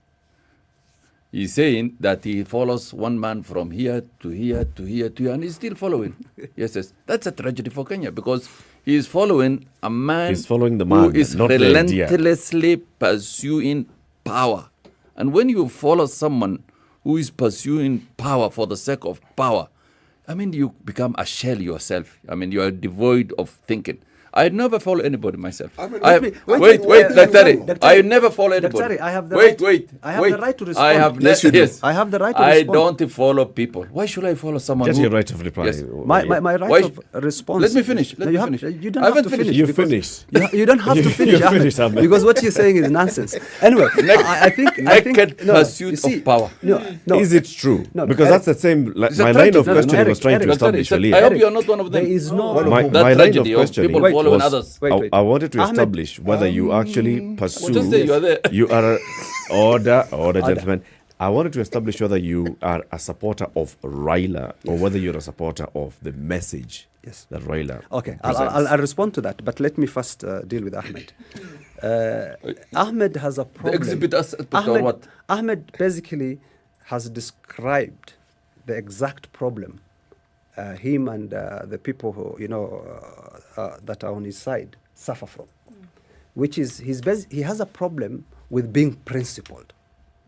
Okay, so he's saying you don't follow someone or an ideology day after day, year after year.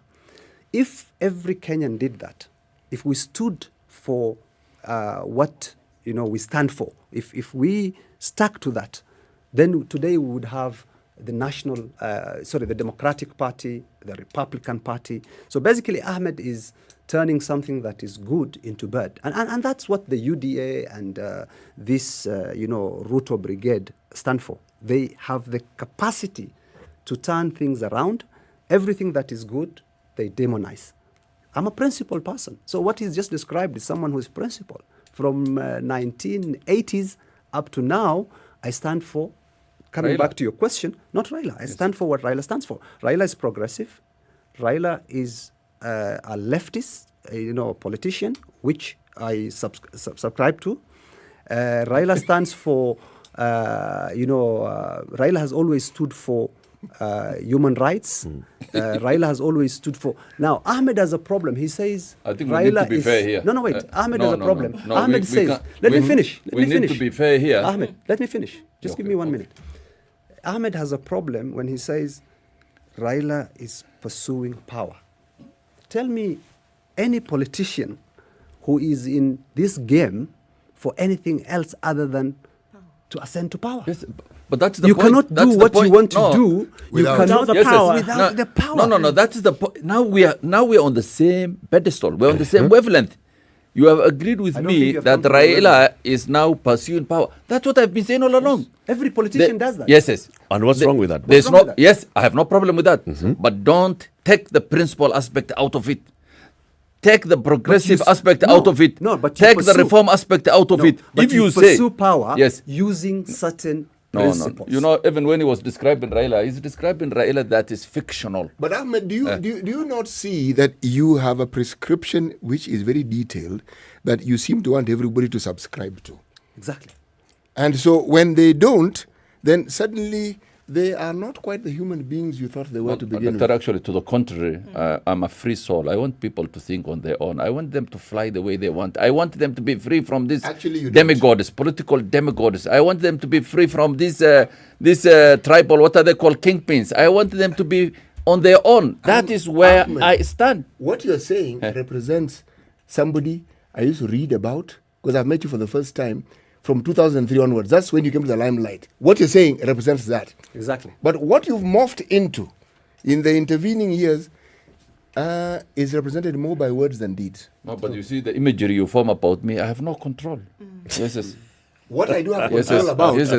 What I do have I can't control. Even Welia has similar. I can't control. Actually, you can. But what I'm telling you, Daktari, is let us, if you want us to change this country, this obsessive loyalty to individuals, like my friend said, that he followed the Raila 92, he was with him 97. He was, come on, guys. But don't you see the thing that I am saying? That is how he wants to pursue his political interests. And what is wrong with that? The world over, people have similar followings. Time for another break. It's 3 minutes to 9. We are live on SpiceFM. We are also live streaming the show on SpiceFM KE on YouTube and Facebook. And also we have been live on KTN Home. Time for us to say goodbye to the audience on KTN Home. But you can switch over to SpiceFM. 94.4 if you're in Nairobi. If you're in Mombasa, it's 87.9. 102.5 Kisumu. 96.0 in Nakuru. 96.7 Eldoret. 90.9 in Nyeri and Malindi. It's 97.7. Is the Situation Room, the only way to start your day. Spice up your life. You know, when you see someone being jailed, a governor or two or someone who stole, then people will fear. Because our problem is not the borrowing, it's the stealing. We've become actually a nation of thieves. The only thing we lack is an opportunity to steal. The guys who quote the Bible and say, I'm a Christian and all that, and you know they're thieves.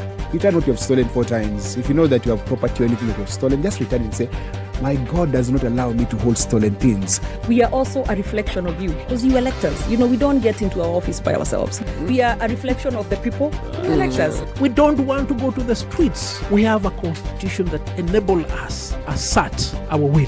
When the legislature are now being taken as hostage by the executive for whatever reason, we are now bound by what they want us to do. This is just outside the realms of reality. We have impunity written into the DNA of our political class. How old were you when you learned that Judicial is Jeshi la Wokovu? I can't say it very well. And everyone knows.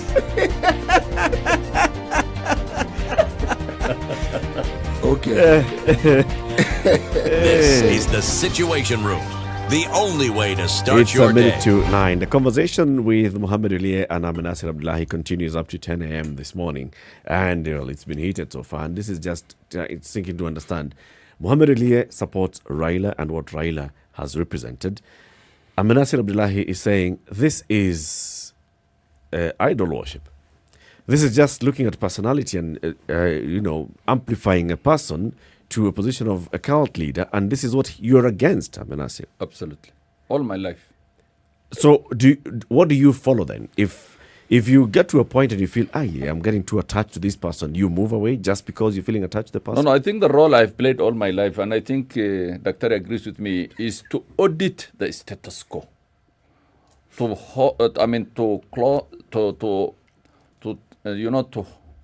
hold the status quo's feet close to fire. That's our role. But the biggest problem with this country is for us to, it's the right word is to fantasize about, when leaders pursue power and you think they're doing it for the good of the common man. Hold and that's it right a tragedy. There. Hold it right there. Yes, Conversation continues after the news. Good morning, 9 a.m.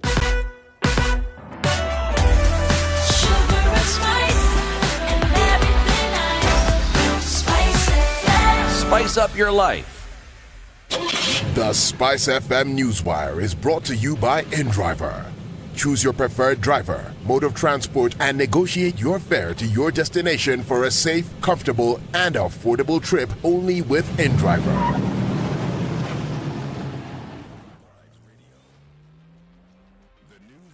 The latest news from around the world. 94.4 Spice FM. This is Newswire Dennis Settle. The active case on BBI at the Supreme Court is about to start any time from now. Meanwhile, several complaints have been raised over the BBI case in the Supreme Court sessions today. In the instructions given by Chief Justice Martha Koome, the complainants and defendants have 45 minutes, which will be used only by the main representatives on both sides. However, State Attorney Ken Ogeto and IEBC lawyer Professor Githu Muigai have complained that the time is not enough. They have claimed that the defendants David D, Jerojit Sei, James Gonde, Wanjigi Gikonyo, Michael Angele, Thandoi Alliance, Miruri Waweru, Angela Mwikali and Felista Kesho have a total of 45 minutes each. They are now asking the court to set aside equal time for all parties. Newswire is following up on these, and we have our teams on ground. We will be updating you on the latest as the day progresses. The UDA party is now pushing for the immediate arrest and prosecution of those who planned the violence during a meeting of Deputy President William Ruto at Jacaranda Stadium in Nairobi. In a statement, UDA Secretary General Veronica Maina called on Interior CS Dr. Fred Matiang'i to investigate the case and hold those responsible accountable. UDA is accusing Matiang'i of remaining silent on allegations of disruption of Ruto's rallies by rivals. UDA officials have called on the IEBC to intervene and punish politicians who use young people to incite violence. A police officer at Kabich Beach Police Station in West Pokot County is being held at Kapunguria Police Station on suspicion of attempting to rape a grade 7 student. Confirming the incident, Kabich Beach Police Commander Anthony Masi said the victim's parents were expected to record a statement at the Kabich Beach Police Station to allow police officers to conduct an investigation before action is taken. According to Masi, the officer, who is an alcoholic, had served only 2 months since the transfer to the center from Kirinyaga. The Land Director of Education, John Kitur, for his part, said the case was not the first for the police officer, as he had been found guilty of living with a student, and said the officer is a danger to residents of the area and that he may be suffering from mental health problems. 3 people have been confirmed dead after a trailer transporting sugarcane overturned at Rodi Kopany in Homa Bay. Witnesses said the 40-foot truck which overturned lay flat on 2 motorcycles as well as a bicycle, with 1 student being rescued with serious injuries. Kalanya Kanyango area chief confirmed the incident. We are following up on this story and will update you once more details get to us. Now imagine walking by a suitcase all day long wondering what the contents inside contained. Well, in Ruiru, police are investigating the mysterious murder of a woman whose body was found dumped outside the GSU Racket School camp at Kimbo area in Ruiru, Kiambu County. The body of the young woman, believed to be in her early 20s, had been stashed in a sack and put in a black suitcase with her hands tied from behind. According to police, the body had a written message suspected to be from the killers that read, "Bwana mtu ni sumu." The police said the woman might have been killed elsewhere and dumped alongside the perimeter wall of the highly guarded GSU Wrecker Squad station. According to locals, the body was discovered by pedestrians who notified the police. The body has been transferred to City Mortuary as the investigations continue. Now, residents of Yala Township, Gem in Siaya County, have raised concern over the increased bodies that are dumped in Yala River. According to the local community, most of the bodies are found around and down falls, and it has become a normal occurrence in Yala. Okero, a local resident, is the main person who retrieves the bodies that are spotted in the river and reports that the past 6 months he has retrieved 31 bodies. He said some bodies are packed in sacks and sewn nicely before they are dumped in the river. Okero says that currently at least 5 bodies are still stuck on the rocks and downfalls. The community also believe that the bodies are brought in a black double cabin together with a small car that has been spotted occasionally in the area. St. Peter's Claver's Yala Catholic Parish priest Father Clement Oroch expressed concern in the manner in which the matter is handled casually. Haki Africa Director Khalid Hussein said the situation is terrible at the falls and authorities must step in. As you're aware, we have been working with families of those whose relatives have disappeared. So when we got this information, we decided to rush here very quickly. What is shocking and extremely disturbing is that these bodies are actually dumped by individuals who remain so far unknown. What we know is that there's a double cabin and a pro box that have been spotted on different dates. Individuals dumping bodies or at the bridge into River Yala. Boniface Pwange, who was a man human rights activist who visited the falls, challenged the government to be responsible and take responsibility of ensuring all members of the public are assured of their security. Game Sub-County Police Commander Charles Chacha confirmed that several unknown bodies have been recovered from River Yala in the past few months. We hope that the authorities will do what it takes to make sure that such incidences stop occurring in Yala. This is Newswire. I'm Dennis Aseta. Good morning.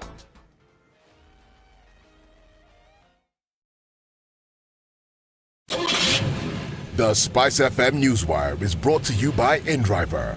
Download the InDriver app from the App Store or Google Play Store to enjoy a safe, comfortable, and affordable ride around Nairobi.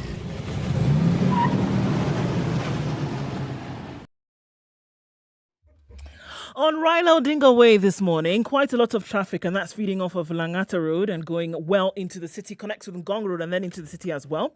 We're looking at Westlands and quite heavy there. The Thika Superhighway, much better than it was earlier. But at the Pangani underpass, that continues coming off Kiambu Road as well. All right, Ngara, that whole area getting into the CBD via the Globe Cinema overpass, that continues to be a mess this morning. All right, what else are we looking at? A little bit better on Mombasa Road. But we're looking at that stretch just going towards the SGR that's still quite messy. The Southern Bypass, however, is looking pretty good. There's an option for you to use this morning. Let's talk through the morning on SpiceFM KE on Twitter. Text 40127.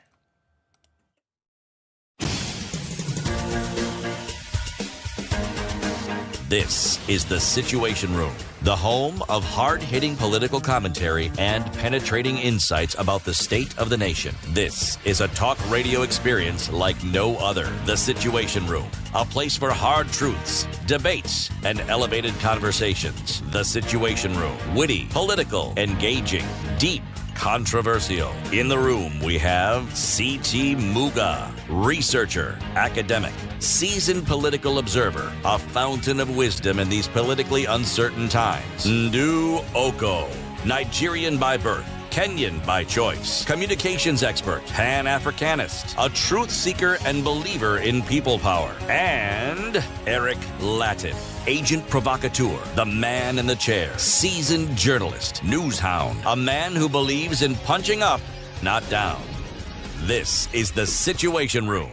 The only way to 8 minutes start after your 9, day. Kenya's biggest conversation. This is the final hour of today's show on the 18th day of January 2022. Our guests are still here. Senior Counsel Madasir Abdullahi and Senior Advisor Saudi Central Bank Mohamed Ulie. Let's begin with the day's proverb, CT. Kawaida ni kama sheria.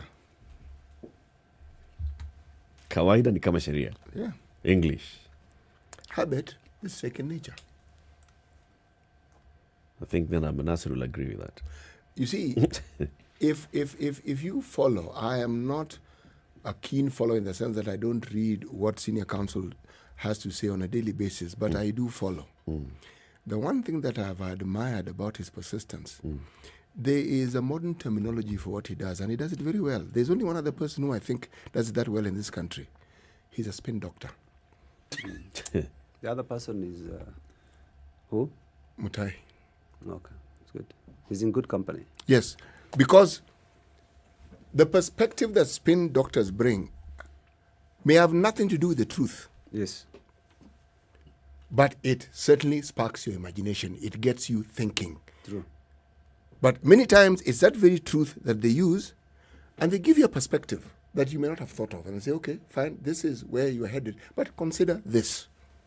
Yes. Now, the reason why it makes headlines and headwaves is because many people hadn't quite looked at it in that same way. But what I've also realized about spin doctors when I look at them, they are very subtle pursuers of power.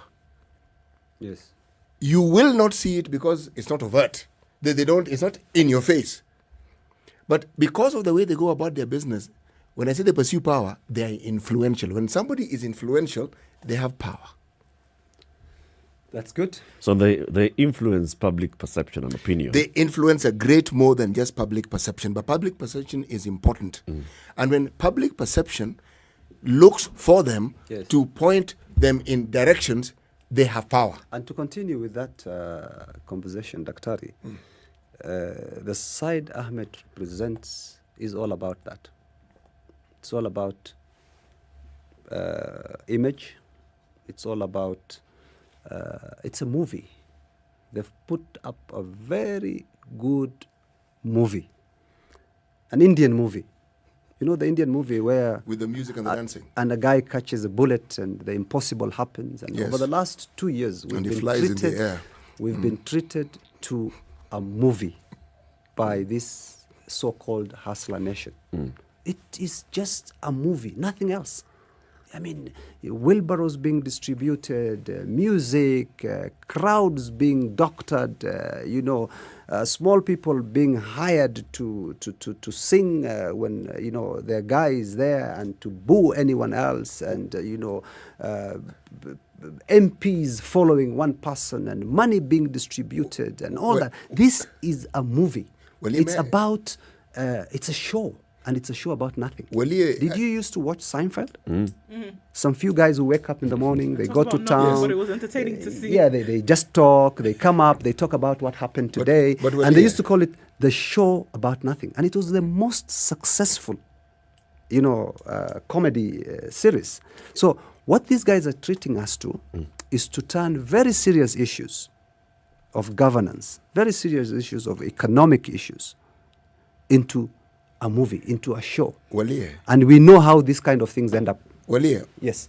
One could argue that all political maneuverings are movies, but you cannot deny that the hustler narrative was an empowerment narrative, and a fairly successful empowerment narrative, because everything that people say, yes, they may have import, but they didn't have the impact.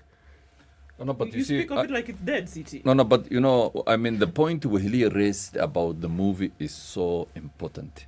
You know why? It shows the contempt the elites have for the common man. Yes.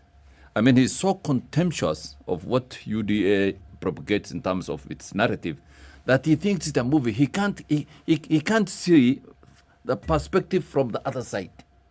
Yes. He's part of the elite, that are holding power and wants to hold the power.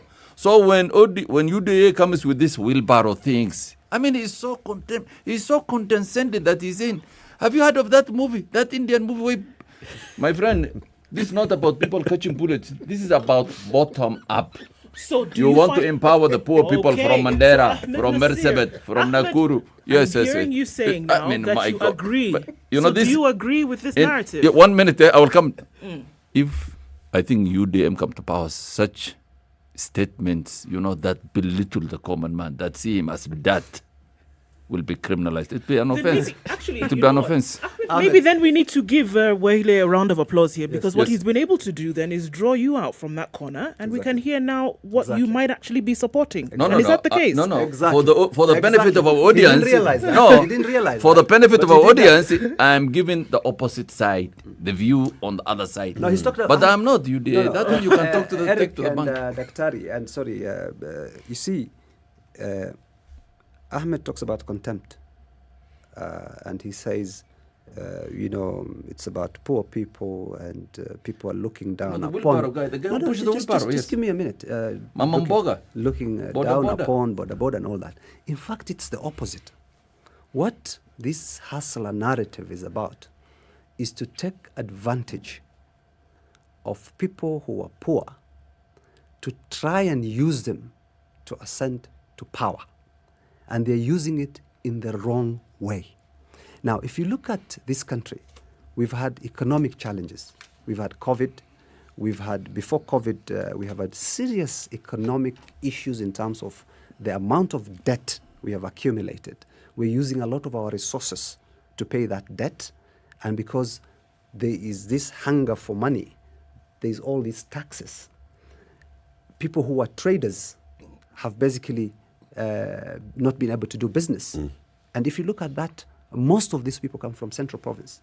I mean, my community are traders, okay? And I relate to the people of Central Province because they are also traders. We know what they're going through. You cannot import anything now and make money. You know what happens in Nyamakima, we know the taxes and all that.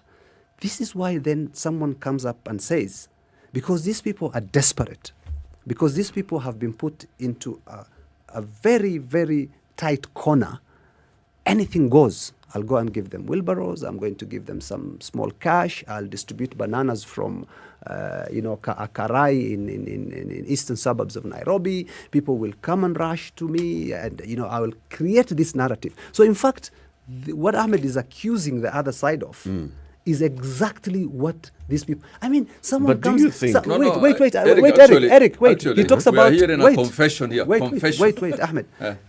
He's talking about. This issue of dynasties and people who have and they're looking down upon it's people who getting don't spicy. have. Now, at the same time, a guy lands with 6 choppers, each costing billions, in the middle of a slum and tells them, I am a hustler, and takes advantage of the fact that they are facing economic. Have you seen wheelbarrows being distributed in Mandera? Have you seen wheelbarrows being distributed in Rift Valley, in Elgeyo Marakwet? Why are wheelbarrows and all other tools, sewing machines and everything being distributed in Kiambu County only? Now let me answer. No, wait. Let me answer. You're asking a question. I'm asking a question. in the context of what you basically are saying. You're posing a question, and I want to pose the same question to you. So you've said, yes, people who have been traders and now they are at a position where they're feeling that their businesses are in danger, that they are not able to eke out a living from what they know. Correct. Which is trade. Correct. Do you think that because of their current situation, then they've also lost their ability to think, to discern? Yes. And to be able to tell that what you're telling me is actually not going to be solving my problem. Don't you think that they understand their problem, their root cause of the problem, and the solution out of the problem? Yes, they do understand. And there are 2 points here. One, they are being taken advantage of. There are people who've got money. That money has actually been stolen from them. It's their taxpayers' money. Okay? If you look at what happened in Jubilee, the first term, there are people who stole lots of cash, people who stole projects, people who we have seen projects completely disappear from the face of the earth, okay? Billions of shillings. That money has caused problems in the sense that it has led to people being taxed more. It has created economic problems. And because you have created those economic problems, you yourself have stolen that money. You're now coming to tell me, I am going to solve a problem Using the same money. Using the same money. I No, think, wait. Wehilie is raising two competing economic models, but he doesn't get it. He's saying that, the people of Northern Kenya who are traders, the people of Kiambu who are traders have been sort of nudged out because of the taxation. When you tax those kind of people, they are, he's describing what they call actually the trickle-down economy, where you tax people and you leave the rich grow richer. Then the competing model is this one of bottoms up. These are the two competing models, and that's why it's resonating with the common man. And instead of just a taxation of the common man, and he has agreed and he has said it, it has taken many people out of business. Now this UDA model is the opposite of that. This taxation of the common man. Let me finish. How is it going to work? The taxation of the common man is going to create a fund will not be there. You tax people who are rich. No, we haven't. Let me finish. Ahmed. The people who are rich, who are not paying taxes, my friends. There are many, many rich Kenyans who are not paying their corporate taxes. Is that the UDA message, though? Yes, those are the people you will tax. They're only so going that to be you, taxing so that the you people at the top? finance the bottom Ahmed. up. So the people at the bottom are not going to be taxed. What do you tax a poor man with a wheelbarrow? So you How will only you tax create him? 100 billion shilling fund and give them to the people at the bottom. Yes, you will tax the rich people. Eric, the Wait, poor Eric, man I have is not. always I have taxed. not. We have not. Always. We have not yet. I'm not talking of Wait. VAT tax. We of course, it's there. have not yet reached a point where we're discussing the different economic models. What I was trying to basically bring out is the fact that what these guys are doing is they're saying we're going to do bottom up. I'm asking the question, who took those people to the bottom?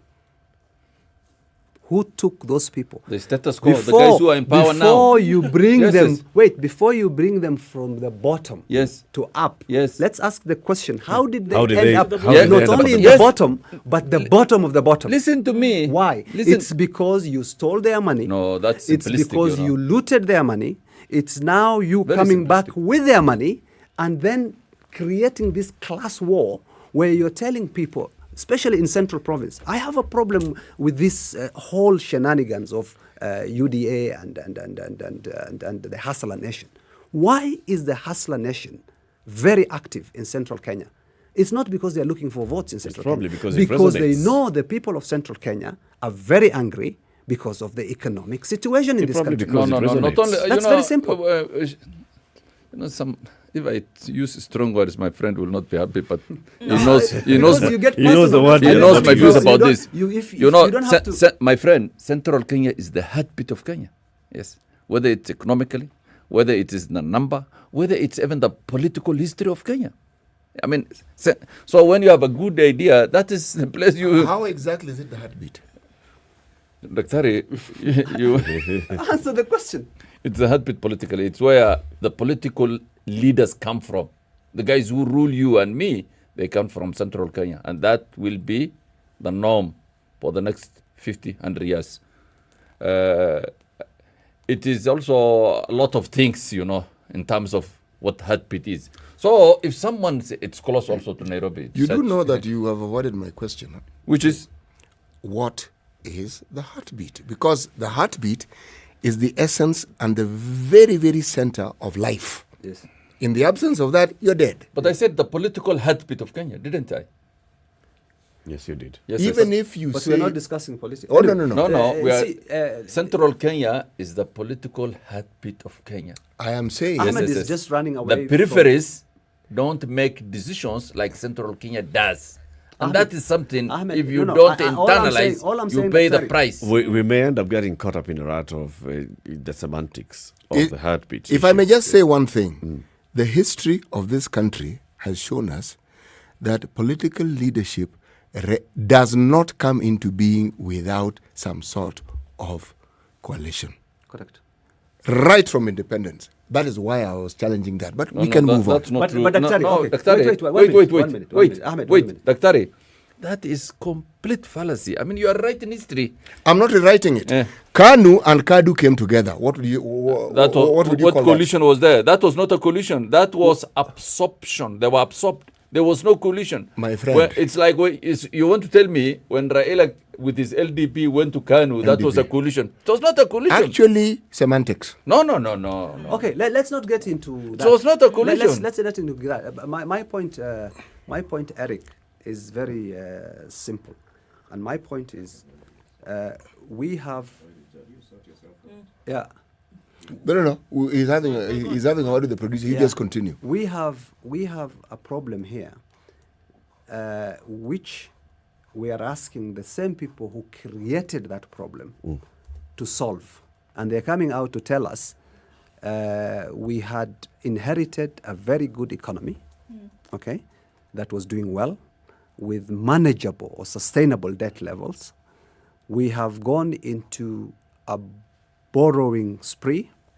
We have looted that money, especially in the first term, okay? And we know everybody has, people who had nothing, who were first-time MPs, are now flying in choppers, okay? We use this. Let me have proper thought. You're in power. No, wait. Let him finish. We use those. They're not impounded. We use the same choppers that we bought using stolen money to go to poor people and tell them, your problem is because you are at the bottom and we want to get you out of the bottom. I mean, of course, there has always been, poverty. I'm not saying they created it, but it worsened during that period. And you're now asking them, and you're talking about bottoms up. You now selling yourself. When it comes to projects, you basically stand up and say, we have done 10,000 kilometers of roads, we have done SGR, we have done this. When it comes to the problem side, you say, oh no, there's nothing I could have done. I was not the person who was, at the top and who was in charge. Let me tell you one thing. UDA are a very... Eric, in all fairness, we're listening to Azimio's talking points. Not talking points, just 1 minute. We are now... I thought we were supposed to discuss something. Eric, because we have heard of Azimio's we points. have UDA, we have Hustler Nation. They are a variant of Jubilee. They are a variant of KANU. Like COVID has variants? These guys are a COVID variant of Jubilee and KANU. Nothing else. So Jubilee Party is in Azimio? Yes. So the Jubilee original, the one from the one that started in 2019 in that place in China. Yes. Wuhan. The Wuhan Jubilee is in Azimio. Yes. Now the Delta is the one that is UDA. Correct. So they're both. Aren't we then seeing just the same it's the same politicians just coming to tell us the same but thing? the mutation, the bottom mutant, line the is mutant there are Delta, people who are suffering in this country. The mutation is worse than the original. So basically, if you call Jubilee the Wuhan Jubilee, and you call this other one Delta, we know how bad Delta was. So the mutation of Jubilee is actually worse than the original Jubilee. Having said that, Jubilee now is in Azimio. It has been diluted, even if it exists, okay? Its shareholding in the Azimio family is probably, a small percentage. It's not as influential as it was. So you cannot then compare it to the Delta variant, which is basically the UDA, Are you sure? which is mutating, Are you sure which is Jubilee, going to kill Kenya. Are you sure Jubilee is not pulling the ropes in Azimio? No. Why not? I mean, why should you say that? We have seen. I mean, just look at what we are seeing. No, I mean, going forward, you see, what happens now is that there's a handshake. There are people who came together. There are people who also on the other side are basically saying we have to go back to one-party state. You're forgetting that. Okay, we know what happened when TNA and URP came together. People were kicked out. A strong Jubilee thing was created. And the same people who were kicked out, the same people who were punished by that one-party system are today asking people to come to UDA. Why? Because they want to do the same things once they come to power. But this is the same logic. Yes. What you're saying is true. Oh, no, let me call it a truism. Political contest is precisely what we're discussing here. and everyone trying to put their best foot forward. Now, in our country, it doesn't just involve words, it involves movement. Correct. All right? And one of the things that our politicking also is characterized by, is people trying to present those whom they're in competition with as anything. Think of any adjective that describes incompetence. Correct. But then again, that's where we must now go back to, again, something that my friend Ahmed here, my newfound friend Ahmed Nia, doesn't seem. It's called history.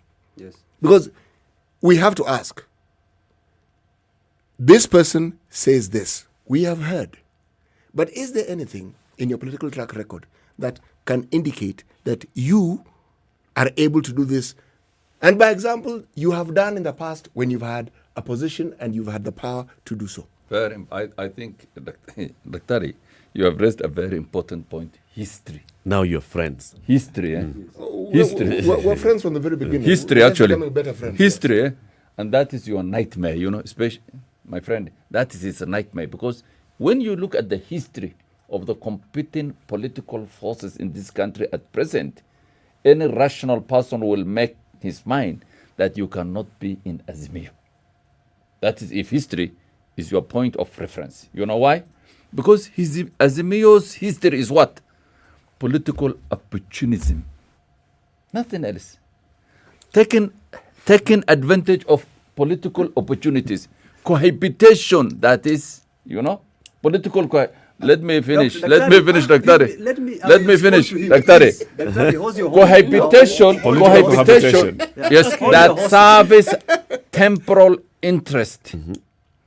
Breaking up unions when that interest has no fire in it. So that history is very important for me. And that is why. I'll give you that and history. That is why, let me finish. So give us that history. And that is why I cannot support Azimio. It's political opportunism in its worst form. Okay. Right from LDP. Okay. Right from, what is it, Kibaki. Right from I'm this. itching to respond. Wait. Right up to the handshake. So, NASA, all those things. So, my friend, when your ideology is based on personal strategy to capture power outside the legal framework of the country, my God, I will never trust you. Excellent. Very good. Now let's go back to history. Yeah? Yes. He has basically now given us the history of Azimio. He has given us the history of Raila. Okay. Now let's look at the other side. And he's talking about the history of. Just do you agree with the history I have narrated? I agree. Yes. I agree. Okay, then that's the end of it. Okay, I agree. But I'm giving you the history. He's talking about political opportunism. He's talking about political conmanship, whatever you call it. Cohabitation. Now, the other side he supports, Ruto was in Kano, was he not? Is that a fact? It is. He was a YK 92. He was in Kano. He was a Kano minister. Yes. He was a Kano assistant minister. Yes. Then we came. ODM. He came to ODM. Was Ruto in ODM or not in ODM? He was. He was in ODM. Yes. Very good. URP. Then Ruto came and formed a URP and sold it, literally for cash. Okay, to Jubilee, or of course. He sold it for cash. How? He sold. I mean, he was the most sought after person in 2013. Okay, I remember the cartoons that used to be drawn. Where you see him as a beautiful girl and Uhuru wants him and Raila wants him. Okay. He decided to go with one side. He went and formed URP and joined TNA and came into office. He decided that, right from 2013, I'm going to become a president in 2022. He did not even wait, to work and then decide to move to campaign later on. He started day one to campaign. He bulldozed everything. He fought. He was fought. First term, it was a bit stable. Second term, we know what happened. He now again came up with UDA. Okay? How many times has Raila changed parties? How many times has Ruto changed parties? We have the numbers. We have the facts. We don't have to just say, This is a problem in Kenya. It's not We are a talking problem about of Azimio. Between which year and which year? Between the time Ruto left university to So today. that's from 92. Yes. How many parties has he been to? No, wait. Kenya, Before you answer. NDP, But no. LDP, ODM. Yeah. Then the other side? KANU, in between. Eric, listen. My friend has went completely off the rail. We are not talking about people changing political parties because there's a lot of mutation. KANU was there.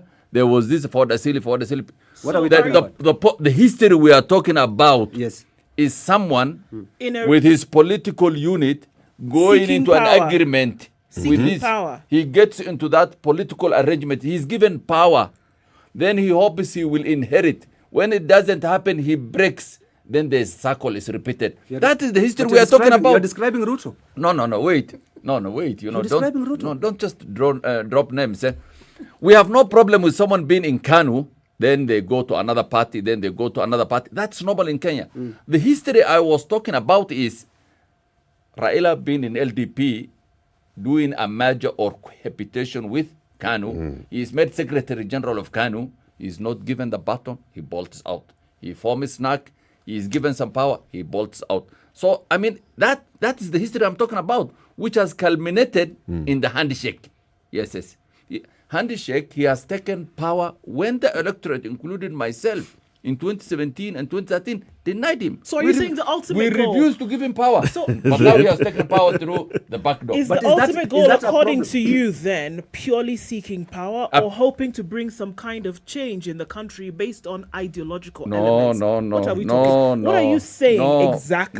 You're saying you don't see What are you evidence saying? of There's no anything evidence else. of him wanting to bring about any change in the country aside from him just wanting to be in a position of power. If you look at the history of Raila, and I have done it, he has never believed in change for the sake of the country.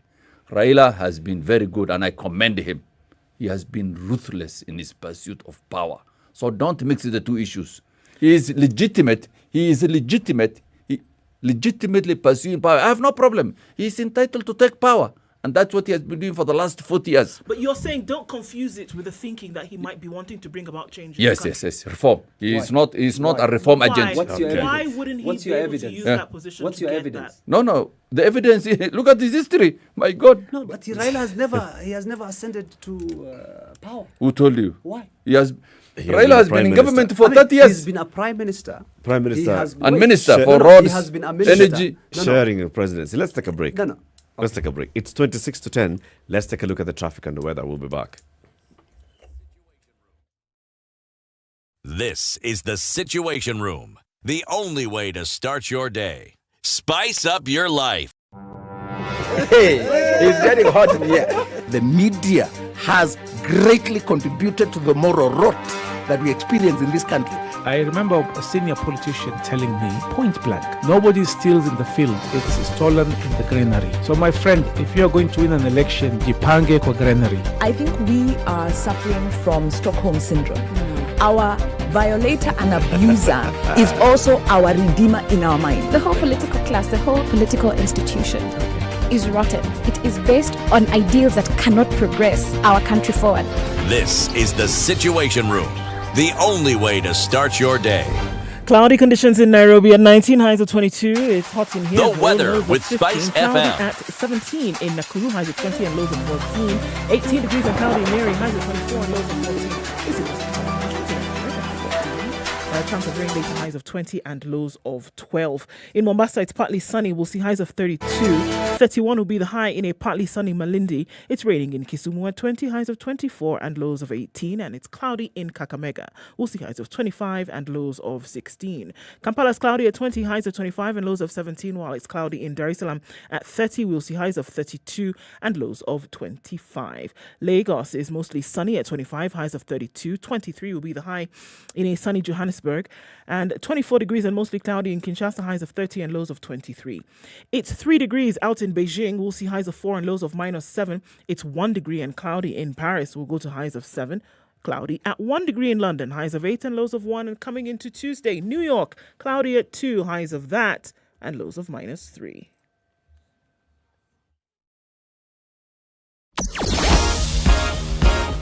Sugar.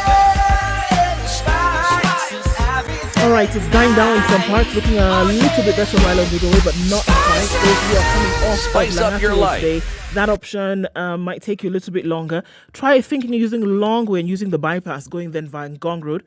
We're looking at a lot of action into the city. Pangani at the underpass, quite heavy, as well as coming into Limuru Road from Wangari Maathai Way. All right, so that continues. Talk to us through the morning. SpiceFM KE on Twitter, text 40127.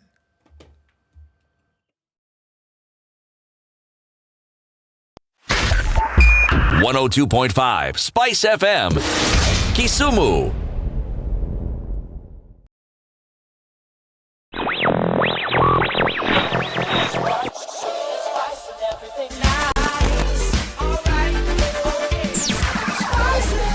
Spice up your life.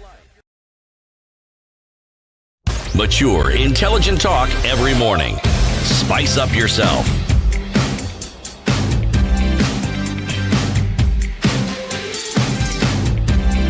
All right.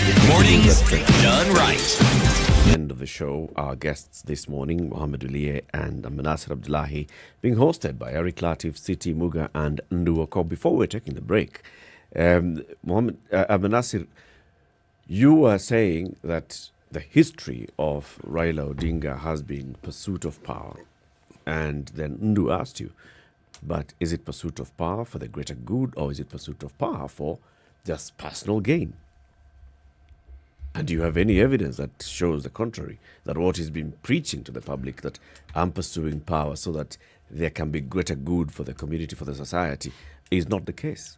No, actually, in most cases, 80% or 90% of pursuit of power is for personal gain.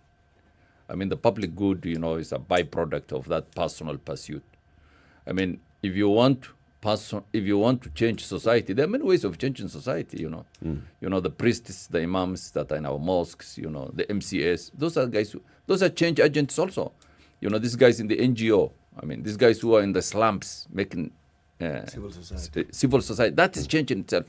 But when you want to take ultimate power and you have a track record of that pursuit for 30 years, 40 years, I think even the 80% I was talking about goes close to 99%, because for such a long time, 30, 40 years, you have been pursuing power relentlessly to capture it. So, it's quite obvious. Even most of the changes, we have had in these countries, it was change to help the political elites get power in a much easier way than at that point in time in the present. Was it for the greater good, though? I told you, greater good is a byproduct, for example. There are some things when someone is pursuing to get power that happens when you want to catch fish and you throw your net into the ocean, you might catch some prawn, you might catch some crabs and other things along the way. So you're saying that, all right, it was personal power, but along the way, then we caught some, better development for the country here and there. Is that what you're saying? Yeah, absolutely. That's the example. No, but is it entirely true if you look at the history of this country? Because this push that brought about the new constitution, surely there were many players in it. Mm-hmm. You know this well because... He's among the players. Yes, exactly. Now, are you telling me that at the time people like you were pursuing it was for personal good, or was it for the good of the people? No, but those are two different issues. How different are they? Daktari Pole. Daktari, those are two different issues. Exactly. Tell me when how. you talk about the constitutional making process, that was a national calling for the whole country. It started in late 80s. It went into the 90s, and it came to an end in 2010. It started much earlier than that, but it caught fire during the period that you speak about. Yes. No, actually, constitutional overhaul started in the 90s. Yes, it did. Those other issues were amendments, and that's my area. Don't go in. So that one was a country as a unit that wanted that change. It was not someone pursuing power at that point. The country. But you see, let me come in here. First of all, there's nothing wrong with pursuit of power. Okay, you have, as Ahmed said, every citizen has the right to vie for any office. Mm-hmm.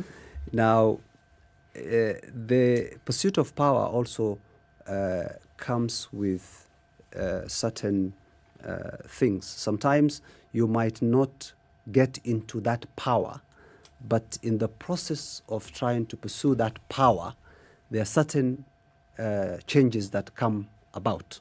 Okay, if you look at the history of Raila Odinga from the 80s till today, he might not have become commander-in-chief of the armed forces in this country. He might not have been given the sword. But throughout that period, he was pursuing power. There are certain changes that came into place. There are certain orders that were created. There are certain checks and balances that were holding because he was pursuing power. I mean, if we look at the Section 2A, the Young Turks, Raila was part of the Young Turks, okay? Section 2A was a problem. It would not have been removed if it were not for people like Raila and Orengo and Imanyara and Anyona and, Shikuku and all those guys. Then we came to, the constitutional making process. A number of times we failed, but he was still, pushing for it. Pushing for it. So when you look at, the role Raila played, he might influenced change. He might not have become president and put his ideas into, practice, but because he was pursuing that power, because he was putting the government on its toes, he was always pushing for something. A lot of good things have come about it, and those good things are some of the good things Ahmed Nasser himself enjoys today. Sure. Ahmed enjoys more freedom of speech today. Ahmed enjoys more freedom of association today than he would have enjoyed if it were not people like Raila Odinga. Sure, so I think it is very, very sad to see the situation in which my friend Ahmed is in today, because for a person who has also been part of that change in his early career,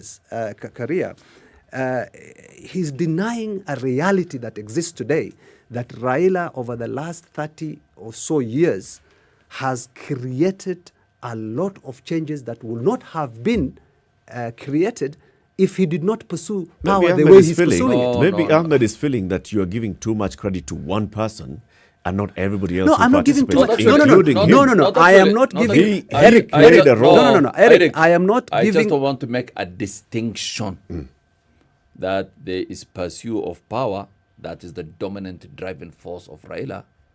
That change have come through those I have not denied. I've told you there's 80% or 20%. I said it goes slower when you pursue power for such a long period of time like he was doing. But, there is some fallacy, very cheap fallacy that Kenyans peddle. The freedom we enjoy is because of Raila. The streets we walk is because of Raila. The vote we ballot is because of Raila. That historically is partially bullshit. If we look at I think this is really important because we're at a very critical time in 2022 where people are going to make a decision about who the next government is going to be.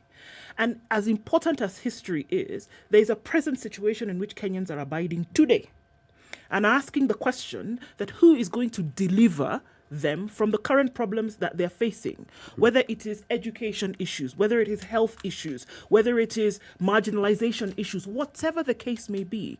And the dominant question in their minds today is who is going to deliver the solution? Yes. Who is going to deliver the solution? Taking the historical individual issues into consideration. That's the question. That's the question of the year. Ahmed, wait. I know you will answer that question. Eric, you want to answer a previous question? No. What I have a problem when it's hot. No. What I have a problem with is this is what Ahmed says. Yeah, this is what Ahmed says, that Kibaki pursued power because he wanted to change Kenya. Uhuru Kenyatta pursued power because he wanted to change Kenya. I didn't say that. Or whatever it is.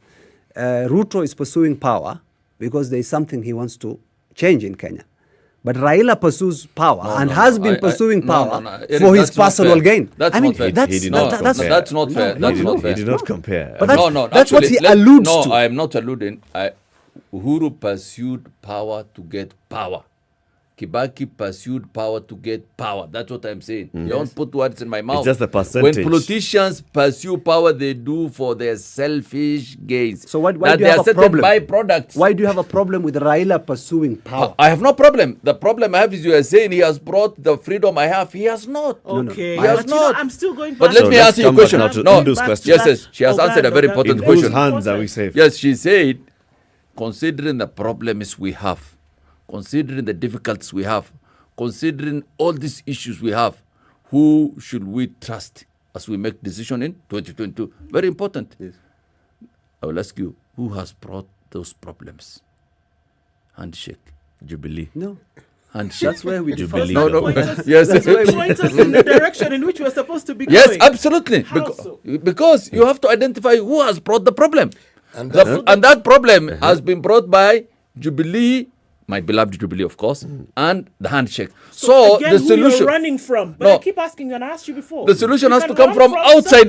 You're running from something, but okay. where are you running in fact, to? No, in fact, he Where are said you the running solution to? has to come outside Outside those two of that. groups. Okay. Outside those two Now- groups. So Jubilee, once you identify the problem, the source of your problem, you have to look for the solution. and the solution cannot be Those who cause the those problem. who cause the Yes, problem. yes. And Which those is who cause the Azimio problem and Jubilee. is Azimio and Jubilee A, Jubilee B. No, Jubilee, I think you called it Wuhan. Wuhan Yes, and yes. Delta. What about Delta the is Delta? outside.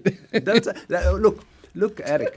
Look, So Eric, for the Eric, solution, Eric, I think the Eric. good question, the solution Is now one Kenya alliance is one Kenya alliance, a viable maybe solution? URB, maybe the revenue you talked about. I mean, those was. But you know But, but I think it's a big mistake for Kenyans to think that the guys who caused the problem can give us a solution. That's our point of departure. That's our point of departure. No. Can I? First of all, I'll say two things. One, there is a perception issue.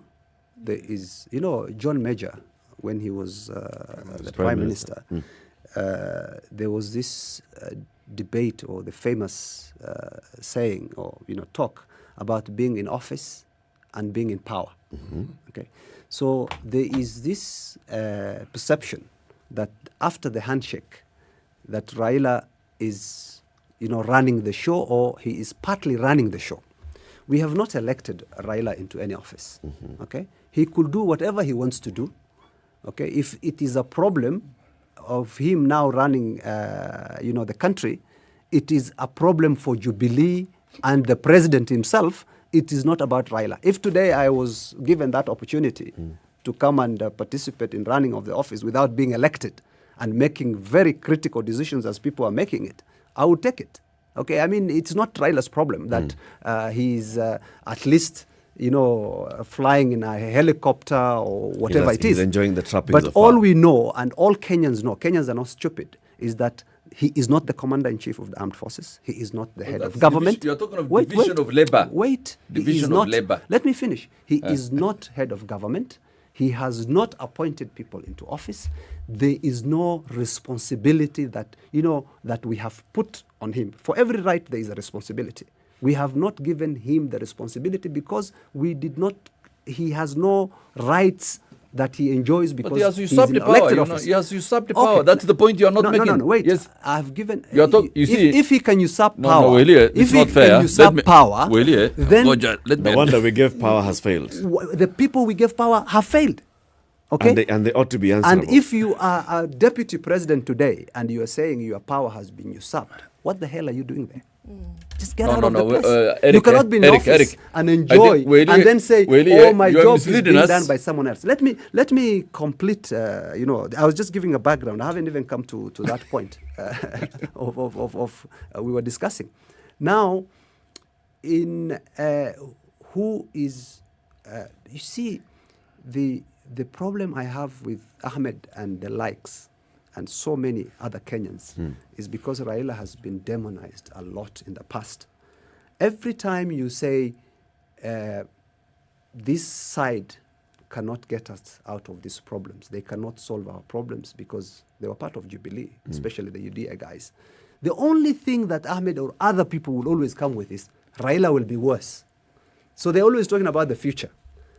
When we know about these guys, we know they are the present, we know they are the past. So we can hold them by evidence that we have.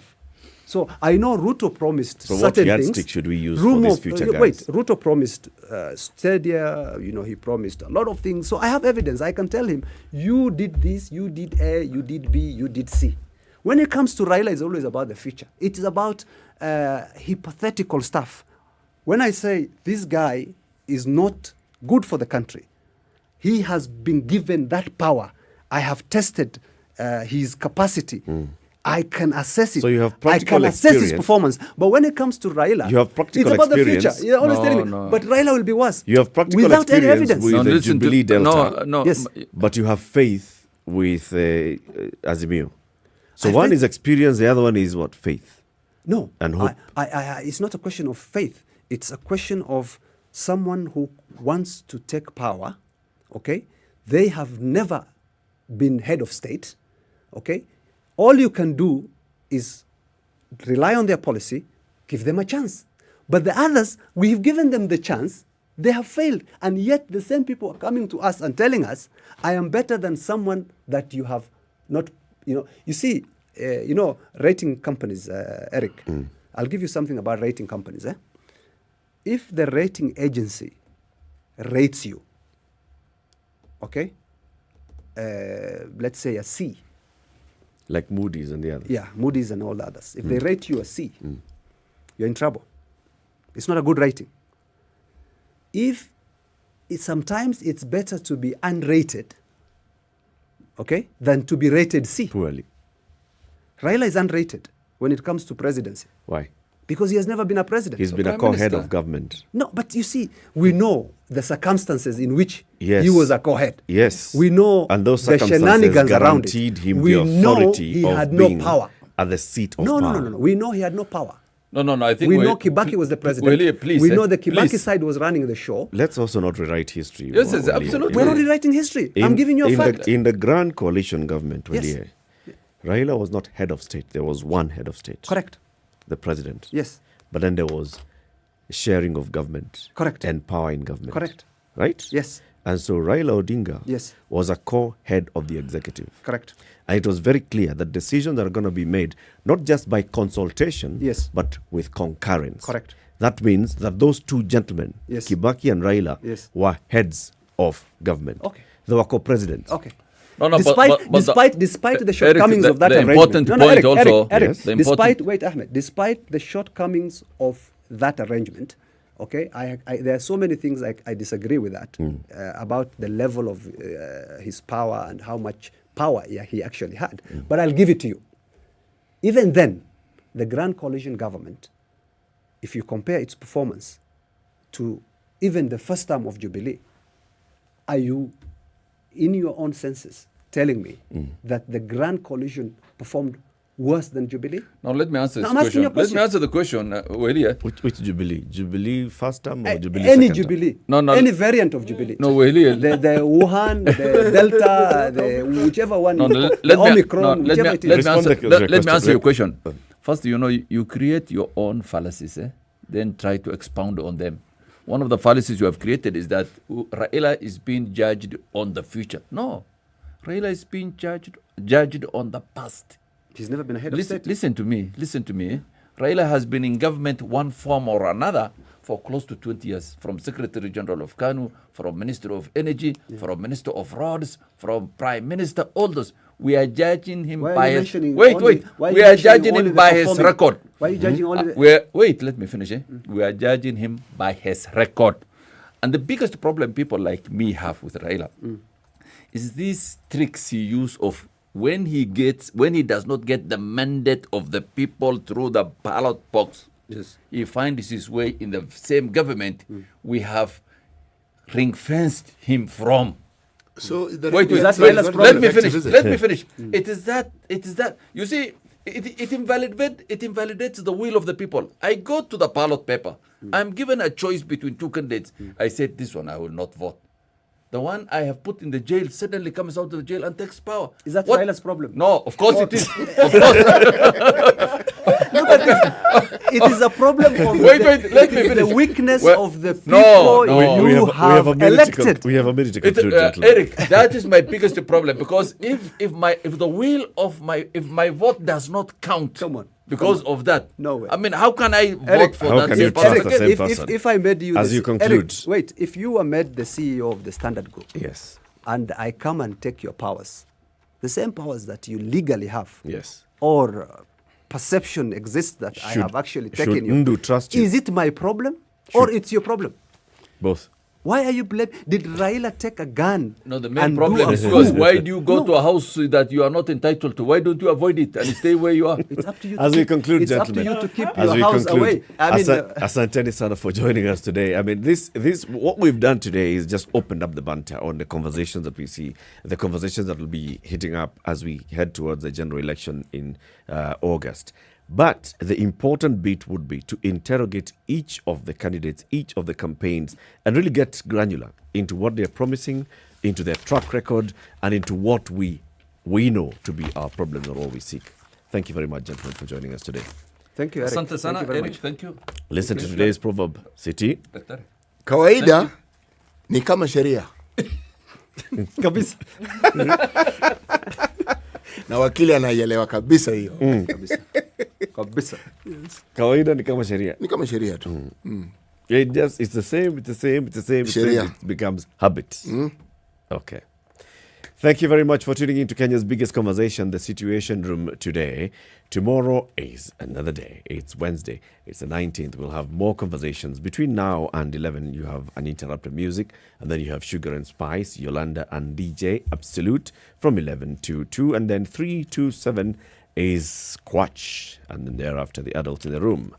It's 10 o'clock. Good morning.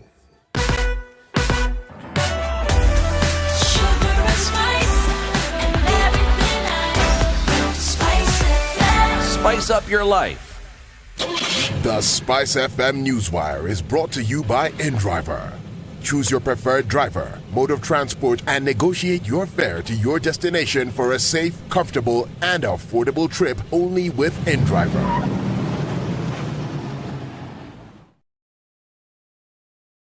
The latest news from around the world. 94.4 Spice FM.